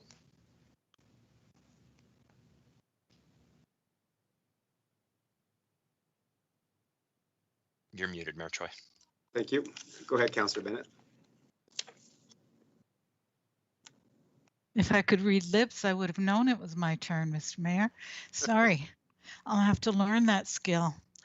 Good evening, Chantal. Thank you for being here. 2012, man, we have come a long way. And I want to congratulate you and thank you because I think that you've been a real instigator in creating this cultural economy that we like to call Stony Plain. So speaking of cultural economy, I'm wondering over this past year, I know that it's been difficult to get anything going, but I consider our art and culture and our tourism plan to be a vibrant way to get Stony Plain Stony Plains economy to open up. I consider this, when you talk about quality of life and the reason that residents choose to move to a town, I consider this aspect of what we do to be one of the key priorities and one of the key ingredients that it's going to take to move Stony Plain forward. So my question is, I have one question and then another comment. My question is, for the cultural roundtable, is that changing at all with this new initiative? It's not really an initiative, but with this going forward. I'm sorry, do you mean with the addition of the tourism master plan? What I'm speaking specifically of is that in our last plan, every position on the cultural roundtable was very specific, and I know we had trouble filling some of the spots, and didn't always make the full membership. And so that's what I'm wondering specifically. Are we changing that? Is it going to become a little bit more, a little bit less restrictive in who's on the cultural roundtable and what their purpose is? Through you, Your Worship, to Councillor Bennett. The terms of reference for the cultural roundtable is reviewed typically on an annual basis. It wasn't reviewed in 2020 due to COVID, and it was not reviewed in 2019 either, as that is the first year that I came back from parental leave. So it is slated to be reviewed in 2021, and the membership requirements are one of the things in the terms of reference that will be reviewed by the currently sitting committee. Their recommendations will then come forward to council, and it will be up to you to decide if the membership requirements are altered or not. Okay, thank you. And then my last question is, it pertains to the Mayor's Task Force on Community Resiliency. And I know this isn't your decision, Chantal. I'm just putting it out there for the powers that be, Ms. Otto and town manager. But when we talk at the Mayor's Task Force about moving forward and what some of our recommendations are, I can really see some tie-ins to our arts and culture and our policies and moving forward in that regard. So would you have any recommendations, or and again, this is for the general managers, I think, not specifically you, but I'm putting in a plug that you can somehow have some input into how we form that, the recommendations to council. So it's nothing to do with you. Thank you. Except you'd be doing the work. Your Worship, it's Brenda Otto. For you too, Councillor Bennett. Certainly, excellent point. We can, I believe there's an opportunity for us to look at, where the task force is at and how some of the role and opportunities for programming and animation through the Culture and Tourism Business Unit could support those efforts as well. So I think there's an opportunity for that. So thank you. Thank you, Mr. Mayor. Thank you, Chantal. It was a great presentation. Thank you. Thank you, Rich. Moving on to the next speaker, which is Councillor Matties. Go ahead, Councillor.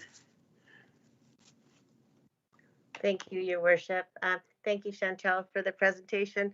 I really, really loved reading the report, and things that I really enjoyed were, I guess, again, reviewing the blogging of Linda Hong in terms of our community and how she was very effective in relating to a diverse audience in a modern way, and really highlighting and profiling our community.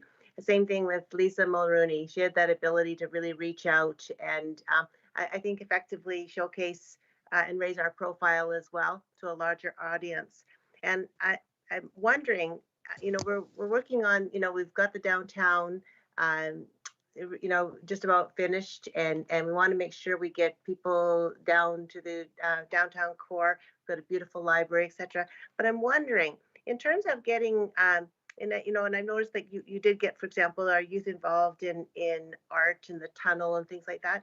Is there something that we could do downtown, for example, something that's more modern, again, in the digital area with digital art, so that, for example, it would be interactive with people would want to come down and maybe change the messaging on a board or something? Have you thought about those types of things for our community? It's definitely a sorry, through your worship to Councillor Matties. That is definitely a possibility. In terms of the specifics of what a project like that might look like, those haven't been devised yet or decided on. Obviously, programming in the downtown is one of the implementation points of the Arts, Culture and Heritage Action Plan. And as we move forward into implementing that, we will be specifically looking at or creating additional programming for downtown, whether that's through public art or events or participatory type of programming. Thank you. Thank you. Yeah, some great questions, and thank you for providing those answers for us. So notice on the report, this is the last time that you'll be presenting under this model, because we've adopted the new Arts, Culture and Heritage Action Plan.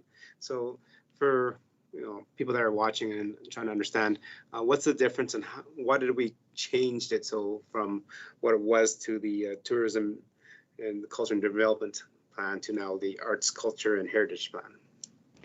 So actually, I hope that by the time I present to you next time, which will be around this time in 2022, that we will have as well a tourism master plan. So I anticipate, or an accepted tourism master plan. So I would anticipate that tourism will be removed from this report and be reported on its own. And then additionally, in terms of aligning the current report with the new Arts, Culture and Heritage Action Plan, it just means that the headlines under which the programming is undertaken will be slightly different, and they're outlined in the written report, and are downtown creative placemaking, town leadership, collaboration, and can't remember the last one. I'm sorry, I'm not looking at the report, but there are 4, and they're just slightly different than the current headings. So that's the only real difference. Okay, thank you. And as you bring up a nice little point there, you're talking about the tourism master plan, and through the COVID, the Mayor's Task Force on COVID-19, the economic stream that was kind of chaired by Councillor Meyer, one of the recommendations was to kind of accelerate the tourism master plan so that we have something ready when we're out of this pandemic. Can you provide us an update of where we're at with that?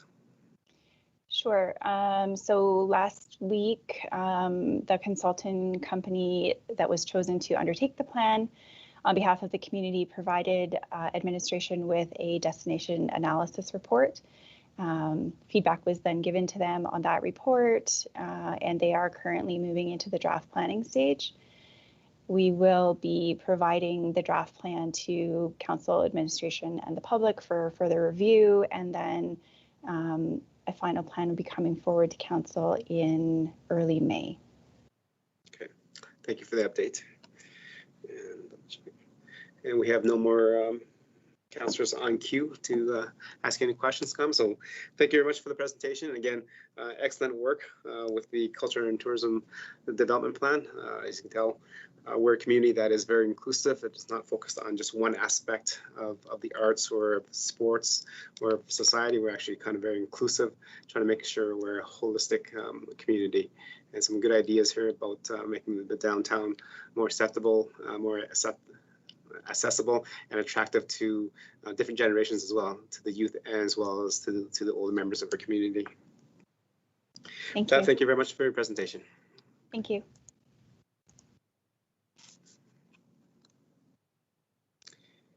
Okay, members of council, let's going back to the presentation.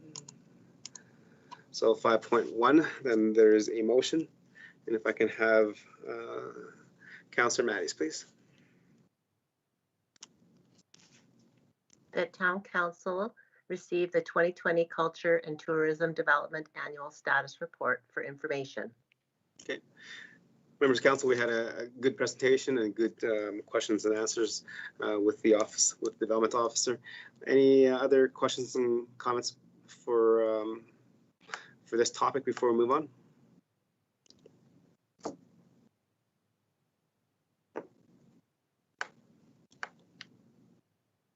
Okay, see none on the call question. All those in favor, please use your raise hand button.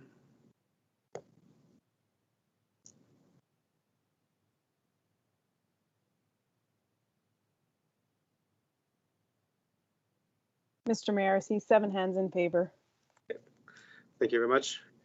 And let's move on to 5.2, which is the Transportation Master Plan. Go ahead, Administration. Anything to add to the presentation earlier this evening? Thank you, Your Worship. I will make a few comments and then pass it over to the Manager of Engineering for a few more details. Administration is encouraged by the results of the TMP, which speak to the robust road network that is available to the town. There's a relatively small number of projects that would be technically required in the next 25 years, which speaks to the robust highway and arterial road network that the town has at our disposal. The TMP also provides the information for administration to use in the preparation of the offsite levy bylaw, which will ensure that the road projects required due to growth are shared by the development community. The offset levy bylaw is planned to come to council in Q2. Active transportation is one of the key guiding principles, and we are encouraged to see that the 2020 active transportation plan that was accepted by council is reinforced in the plan and in the community engagement which took place during the plan.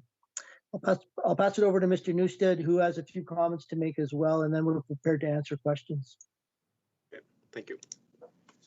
Thank you, General Manager. Good evening, Your Worship and Council. We are very pleased to have presented the town's TMP to the Council this evening. As shown, there's a great deal of technical analysis, review, engagement, and discussion that has gone into this planning document. In the report are several recommended strategies for consideration to be implemented for the town's transportation network, including its road network, transportation safety, infrastructure management, and alternative transportation. Additionally, the town will be engaging with stakeholders such as Alberta Transportation to determine the timing and scope of several of these projects. Town administration will be taking the report to develop a TMP implementation plan for council's further consideration in the corporate business plan this coming year. I welcome any questions that council may have regarding this TMP implementation. Okay, thank you very much. Appreciate that. Okay, so I'll go to questions from members of council. Councillor Bennett, you're first up. Thank you, Mr. Mayor. I have two questions for administration. First of all, let me say that the report that was done was just excellent, and accolades already went out to our planning and infrastructure department for their help on that. So I just wanted to highlight that. So my first question is on page 132 of our package, it refers in number 4 to the capital program, and it said that we could become a member of that, and it may give us some a pathway into some grants. It said why, and I ask, why don't we already belong to the Capital Region Intersection Safety Partnership, the CRISP?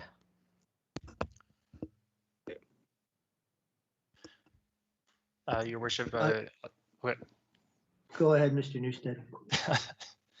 Thank you, General Manager. Your Worship, through the Councillor Bennett. That's a thank you for the question on that. CRISP is something that the town is currently not part of, not by any, I guess, lack of desire to go and share and understand further information within the Edmonton region to improve traffic safety. More just, it's one of these relatively newer organizations that in the span of when the last TMP would have been done, that has just become a lot more involved in the area. So it's certainly something that, as the report has identified, that we should consider, that we as a town should be considering to join in order to improve our traffic safety awareness, as well as sharing information that could just make the town better. Thank you. Councilor Bennett. Thank you, Mr. Mayor, but I did see General Manager Carl Hill's hand go up. Your Worship, Mr. Hill has some comments about that. I believe our enforcement is part of this program. Thank you. Go ahead, General Manager. Your Worship and members of council, and through to Councillor Bennett. With that question, certainly our CPO team is involved with CRISP.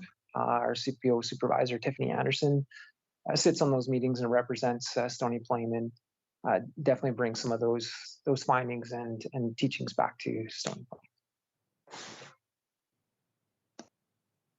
Okay, thank you. Thank you, Mr. Mayor.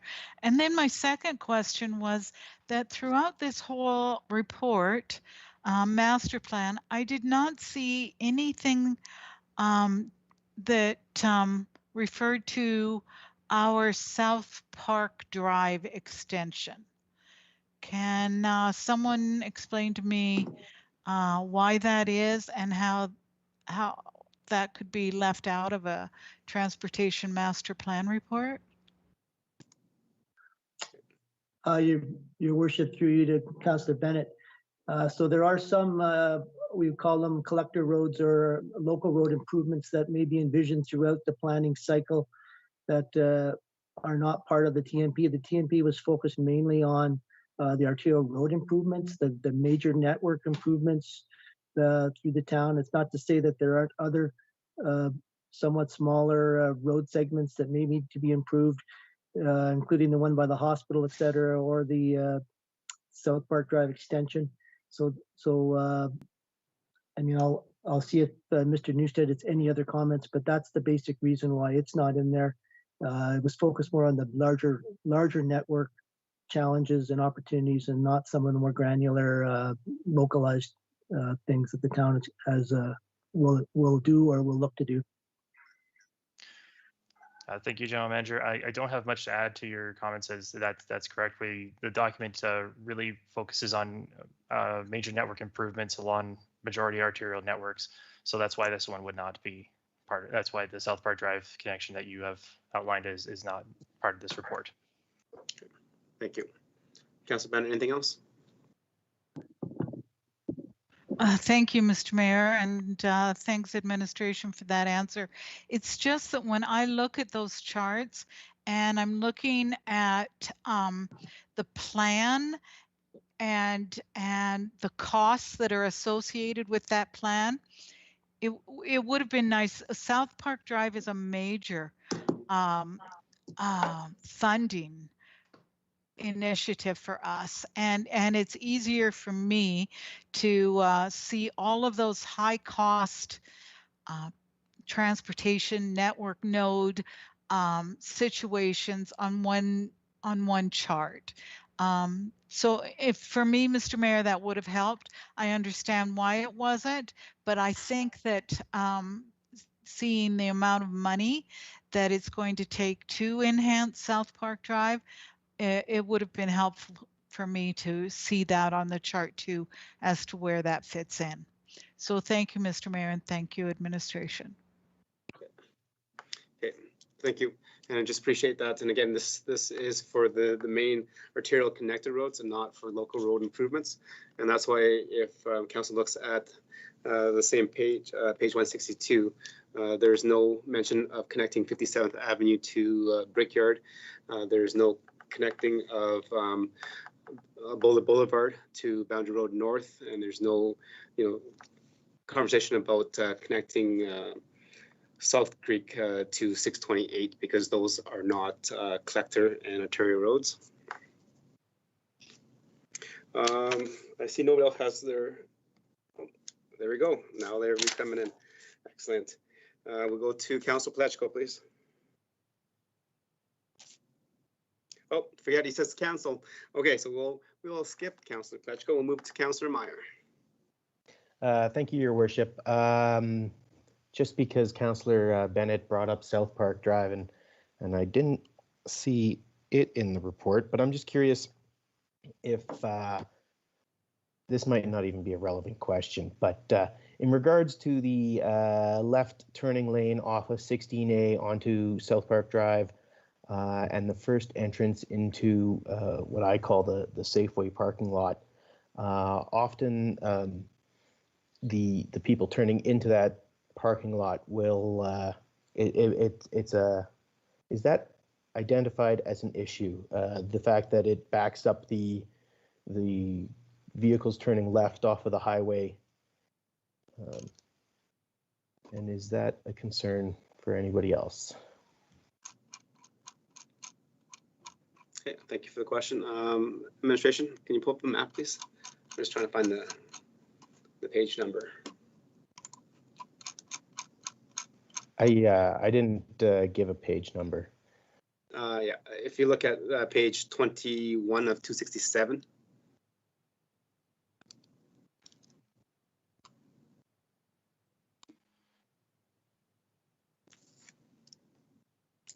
So I guess Councillor Meyer is questioning and asking a question about South Park Drive and 16A, which is shown on the left-hand side where it says growth peak volume.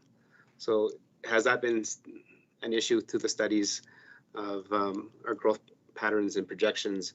Will that be a continued issue?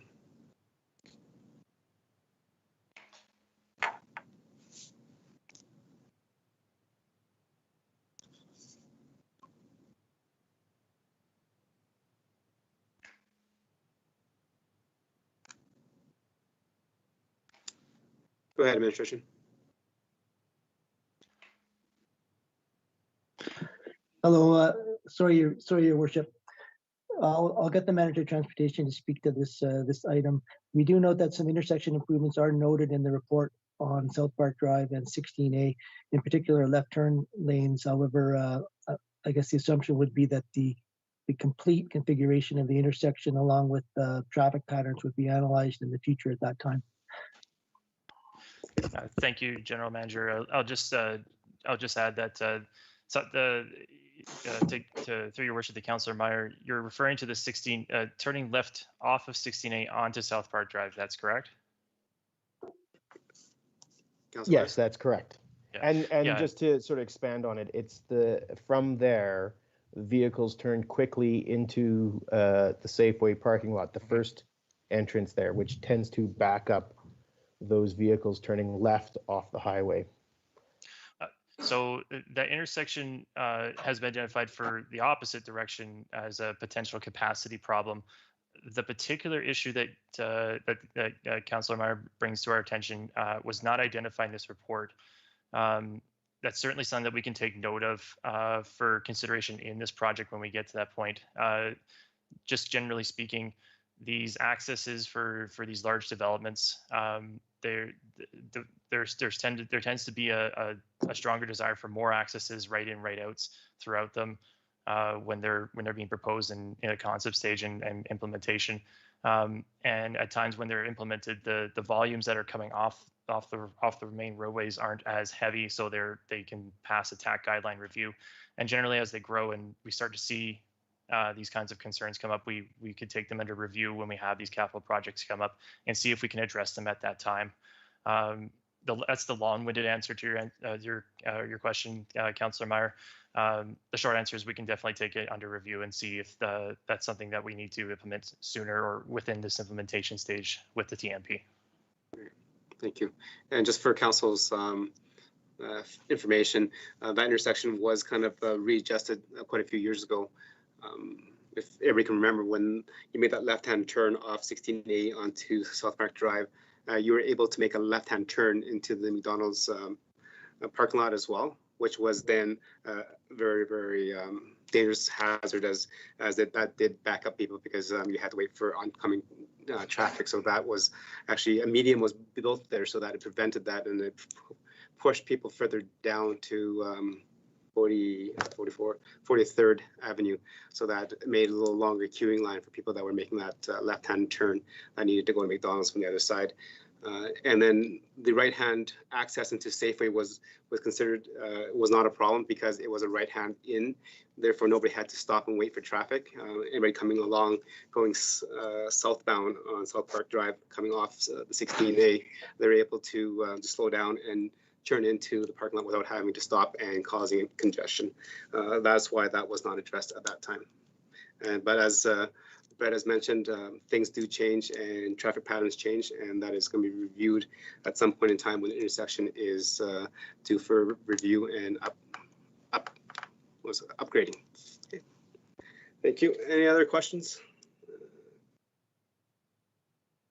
Okay, see none. I'm gonna go back to my question regarding a right-hand turn lane over at Wood Avenue. That intersection has been seen a couple accidents that I have noticed in driving by there. We do know that there is a left turning lane there already for residents and people to go to Meridian Metals. It is wide enough to have a dedicated right turning lane so people can go into Wood Avenue without having to be impeded by people going straight.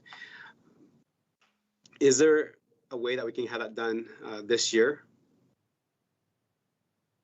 Your worship, to answer your question, the highway is under the authority of Alberta Transportation, so we will be meeting with them in relation to this, the TMP and some of the planned projects, both in the short term and the long term. So that's something we can bring up to see if there's any technical requirements that they would ask for, or what their requirements might be. But again, we'll be meeting with them in the next short time, and we can get back to council if there's any support from Alberta Transportation to make those changes. Okay, I appreciate an email coming back to members of council regarding that conversation.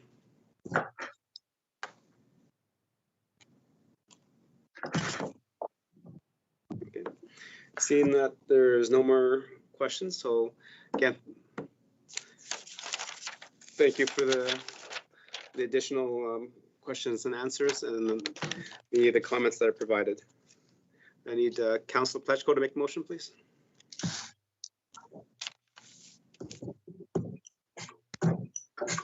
Yes, thank you, Your Worship. The Town Council accept the Transportation Master Plan report for information.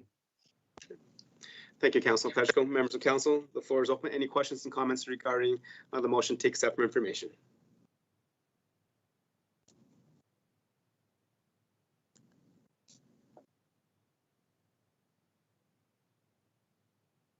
Okay, seeing none, I'm going to call the question. All those in favor of accepting for information? Mr. Mayor, there's 7 hands in favor. Thank you very much. Appreciate that. Okay, moving on to council information and council discussion. Members of council, this is the time that we can update our staff and members of council about issues that may be arising or some things that have happened that you're participating in, or just wanted to share some news. We'll start with Councillor Matthews. Thank you, Your Worship. I just have one question for administration. I'm just wondering if I could get an update with regards to the trail between Spruce Grove and Stony Plain as to the options that we're considering and our next steps. Okay, thank you. Thank you, Your Worship. It's CAO speaking. I was able to join the meeting about 10 minutes ago. Yeah, certainly to Councillor Matties and the rest of council.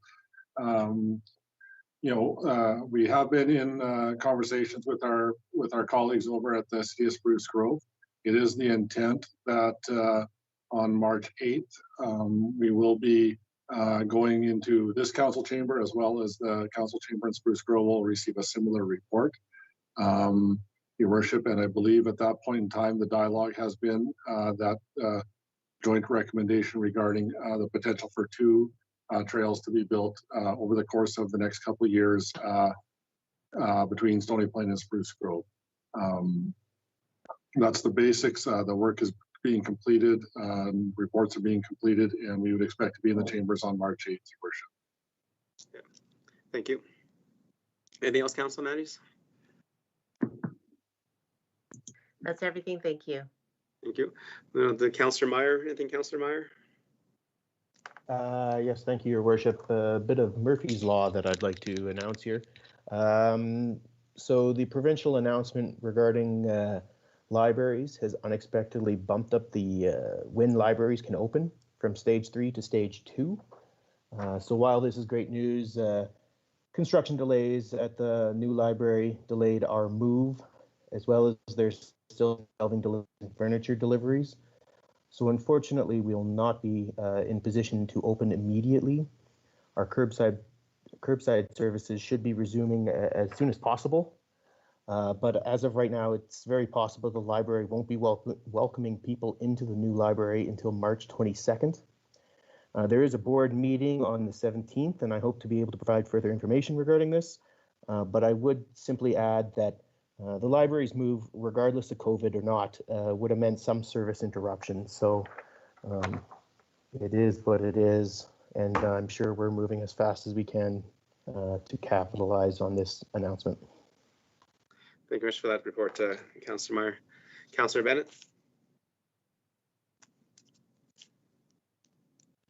Thank you, Mr. Mayor. I just wanted to make sure that everyone was aware earlier during our CAO presentation. It was asked if there were any changes to the from the budget to on housing, and I sent out the summary to all of council. So far, it looks like it's a status quo. We won't be really receiving much more money, but they haven't taken any away either. So, so that was good news. Mr. Mayor, if I may, hearing what Councillor Meyer just announced, I'm wondering if I haven't heard the changes. I know that today there was supposed to be an announcement from the provincial government on some of the restrictions, and I haven't heard any of those. Does our CAO know, or has he heard of any restriction changes that would affect the TLC? Okay, I'm not too sure. I think that came out at 4:30, and I believe the town manager was in his course at that time. So it would be more appropriate just to get an email from administrative staff tomorrow after they've had a chance to go through it. Okay, thank you, Mr. Mayor. That's all. Okay, maybe somebody was Mr. Hill. Were you on the phone conversation? Your Worship, through to Council and Councillor Bennett. Certainly, there are two restrictions that were relaxed today. Both restrictions were noted in stage 3, not stage 2. One being the libraries, which Councillor Meyer has referenced already, which allows them 15% of their capacity effective today.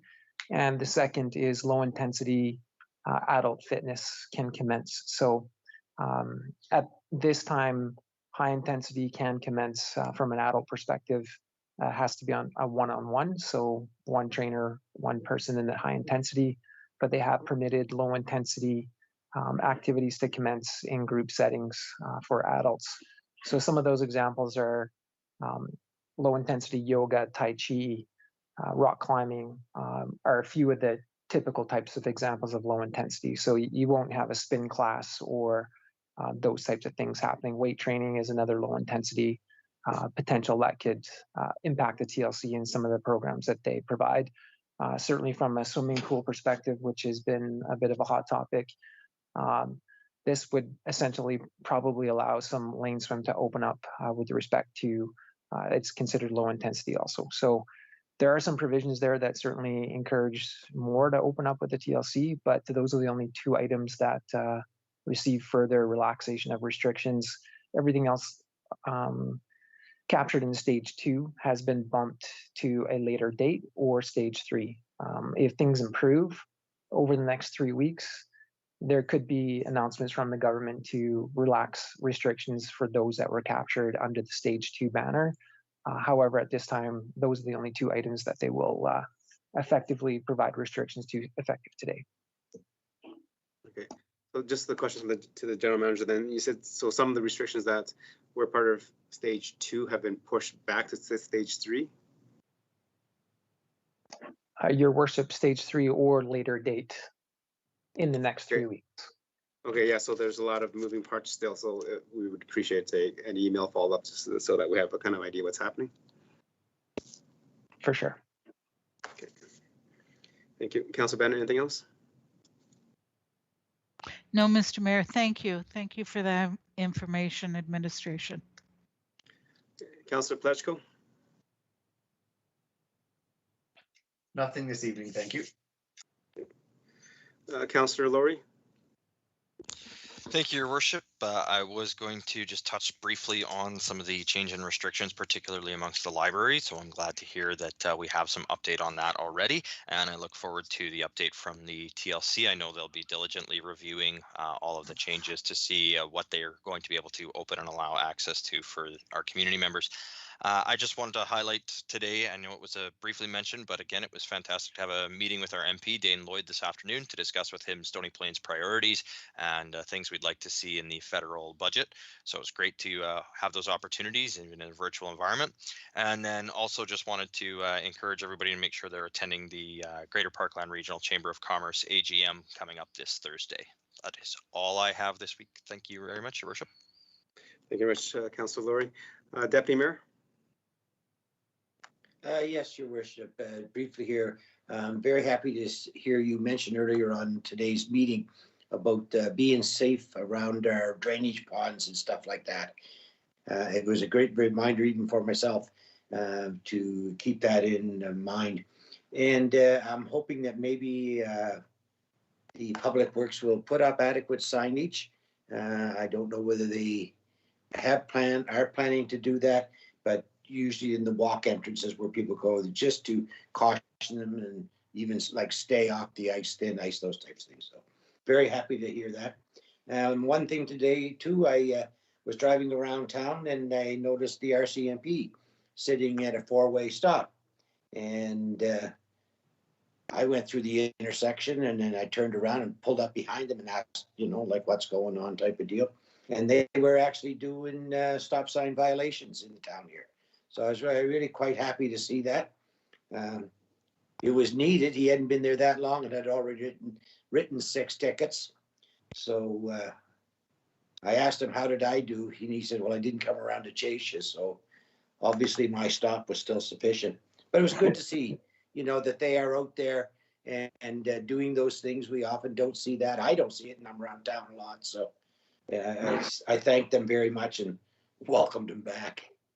That's it, sir. Okay. Thank you very much, Deputy Mayor. Okay.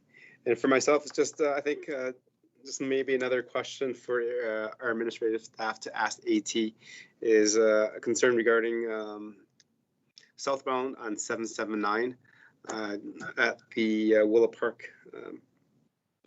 The first Willow Park entrance. There's a new set of lights there. There is 2 lanes that do go south, but the right-hand lane ends fairly quickly. But when you look at the signs on top of the light standards, they both say go straight. So a few residents have shared some concerns regarding the fact that the right-hand lane ends so quickly. Is it possible just to change that sign so it doesn't say go straight, just shows an up arrow and an angle arrow so that people know that that lane ends quickly?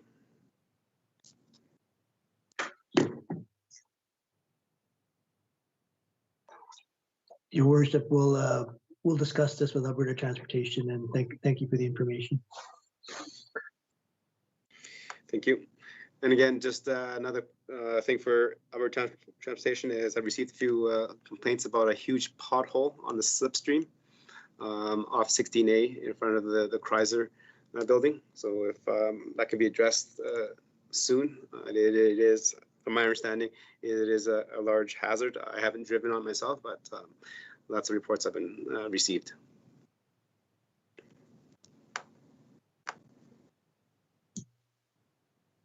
Thank you, Your Worship. We'll include that in our communication. Thank you. Okay. Okay, and that's it for information and council discussion. Moving on to closed session. Administration?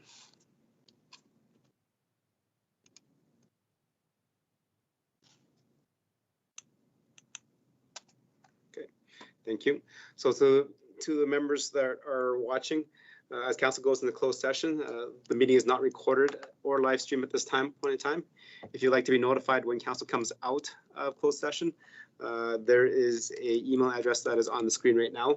You can email that and you'll be notified when council comes out so that you can then rejoin the meeting in progress. There is no motions made in camera except for the motion to come out of camera. So with that, I need a motion to move into camera, and I will ask Councillor Bennett. Please. Thank you, Mr. Mayor. I move that Town Council move into closed session to discuss per FOIP Section 21, 8.1 surplus property. Thank you, Councillor Bennett. I'll call the question. All those in favor?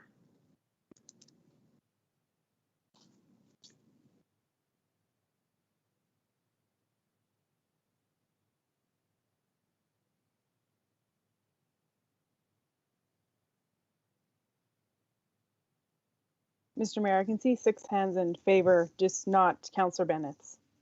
Okay, Councillor Bennett, are you in favor or are you opposed to going to closed session? There we go. 6 hands in favor, Mr. Mayor. Okay, thank you very much. And with that, we'll be going to closed session and we'll take a 10-minute recess as the administration gets off the call, those that are not supposed to be in the closed session, and we'll be back to adjourned back to the meeting in about 10 minutes. Okay, so let's recess. Thank you.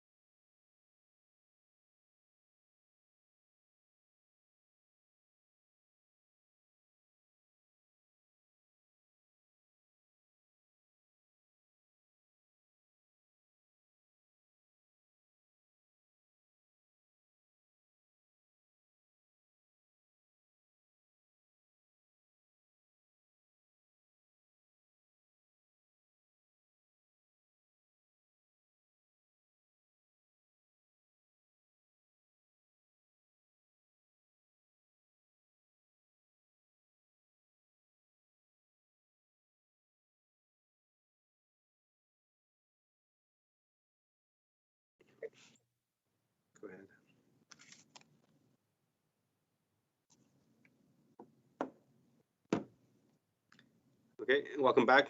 And council's out of closed session.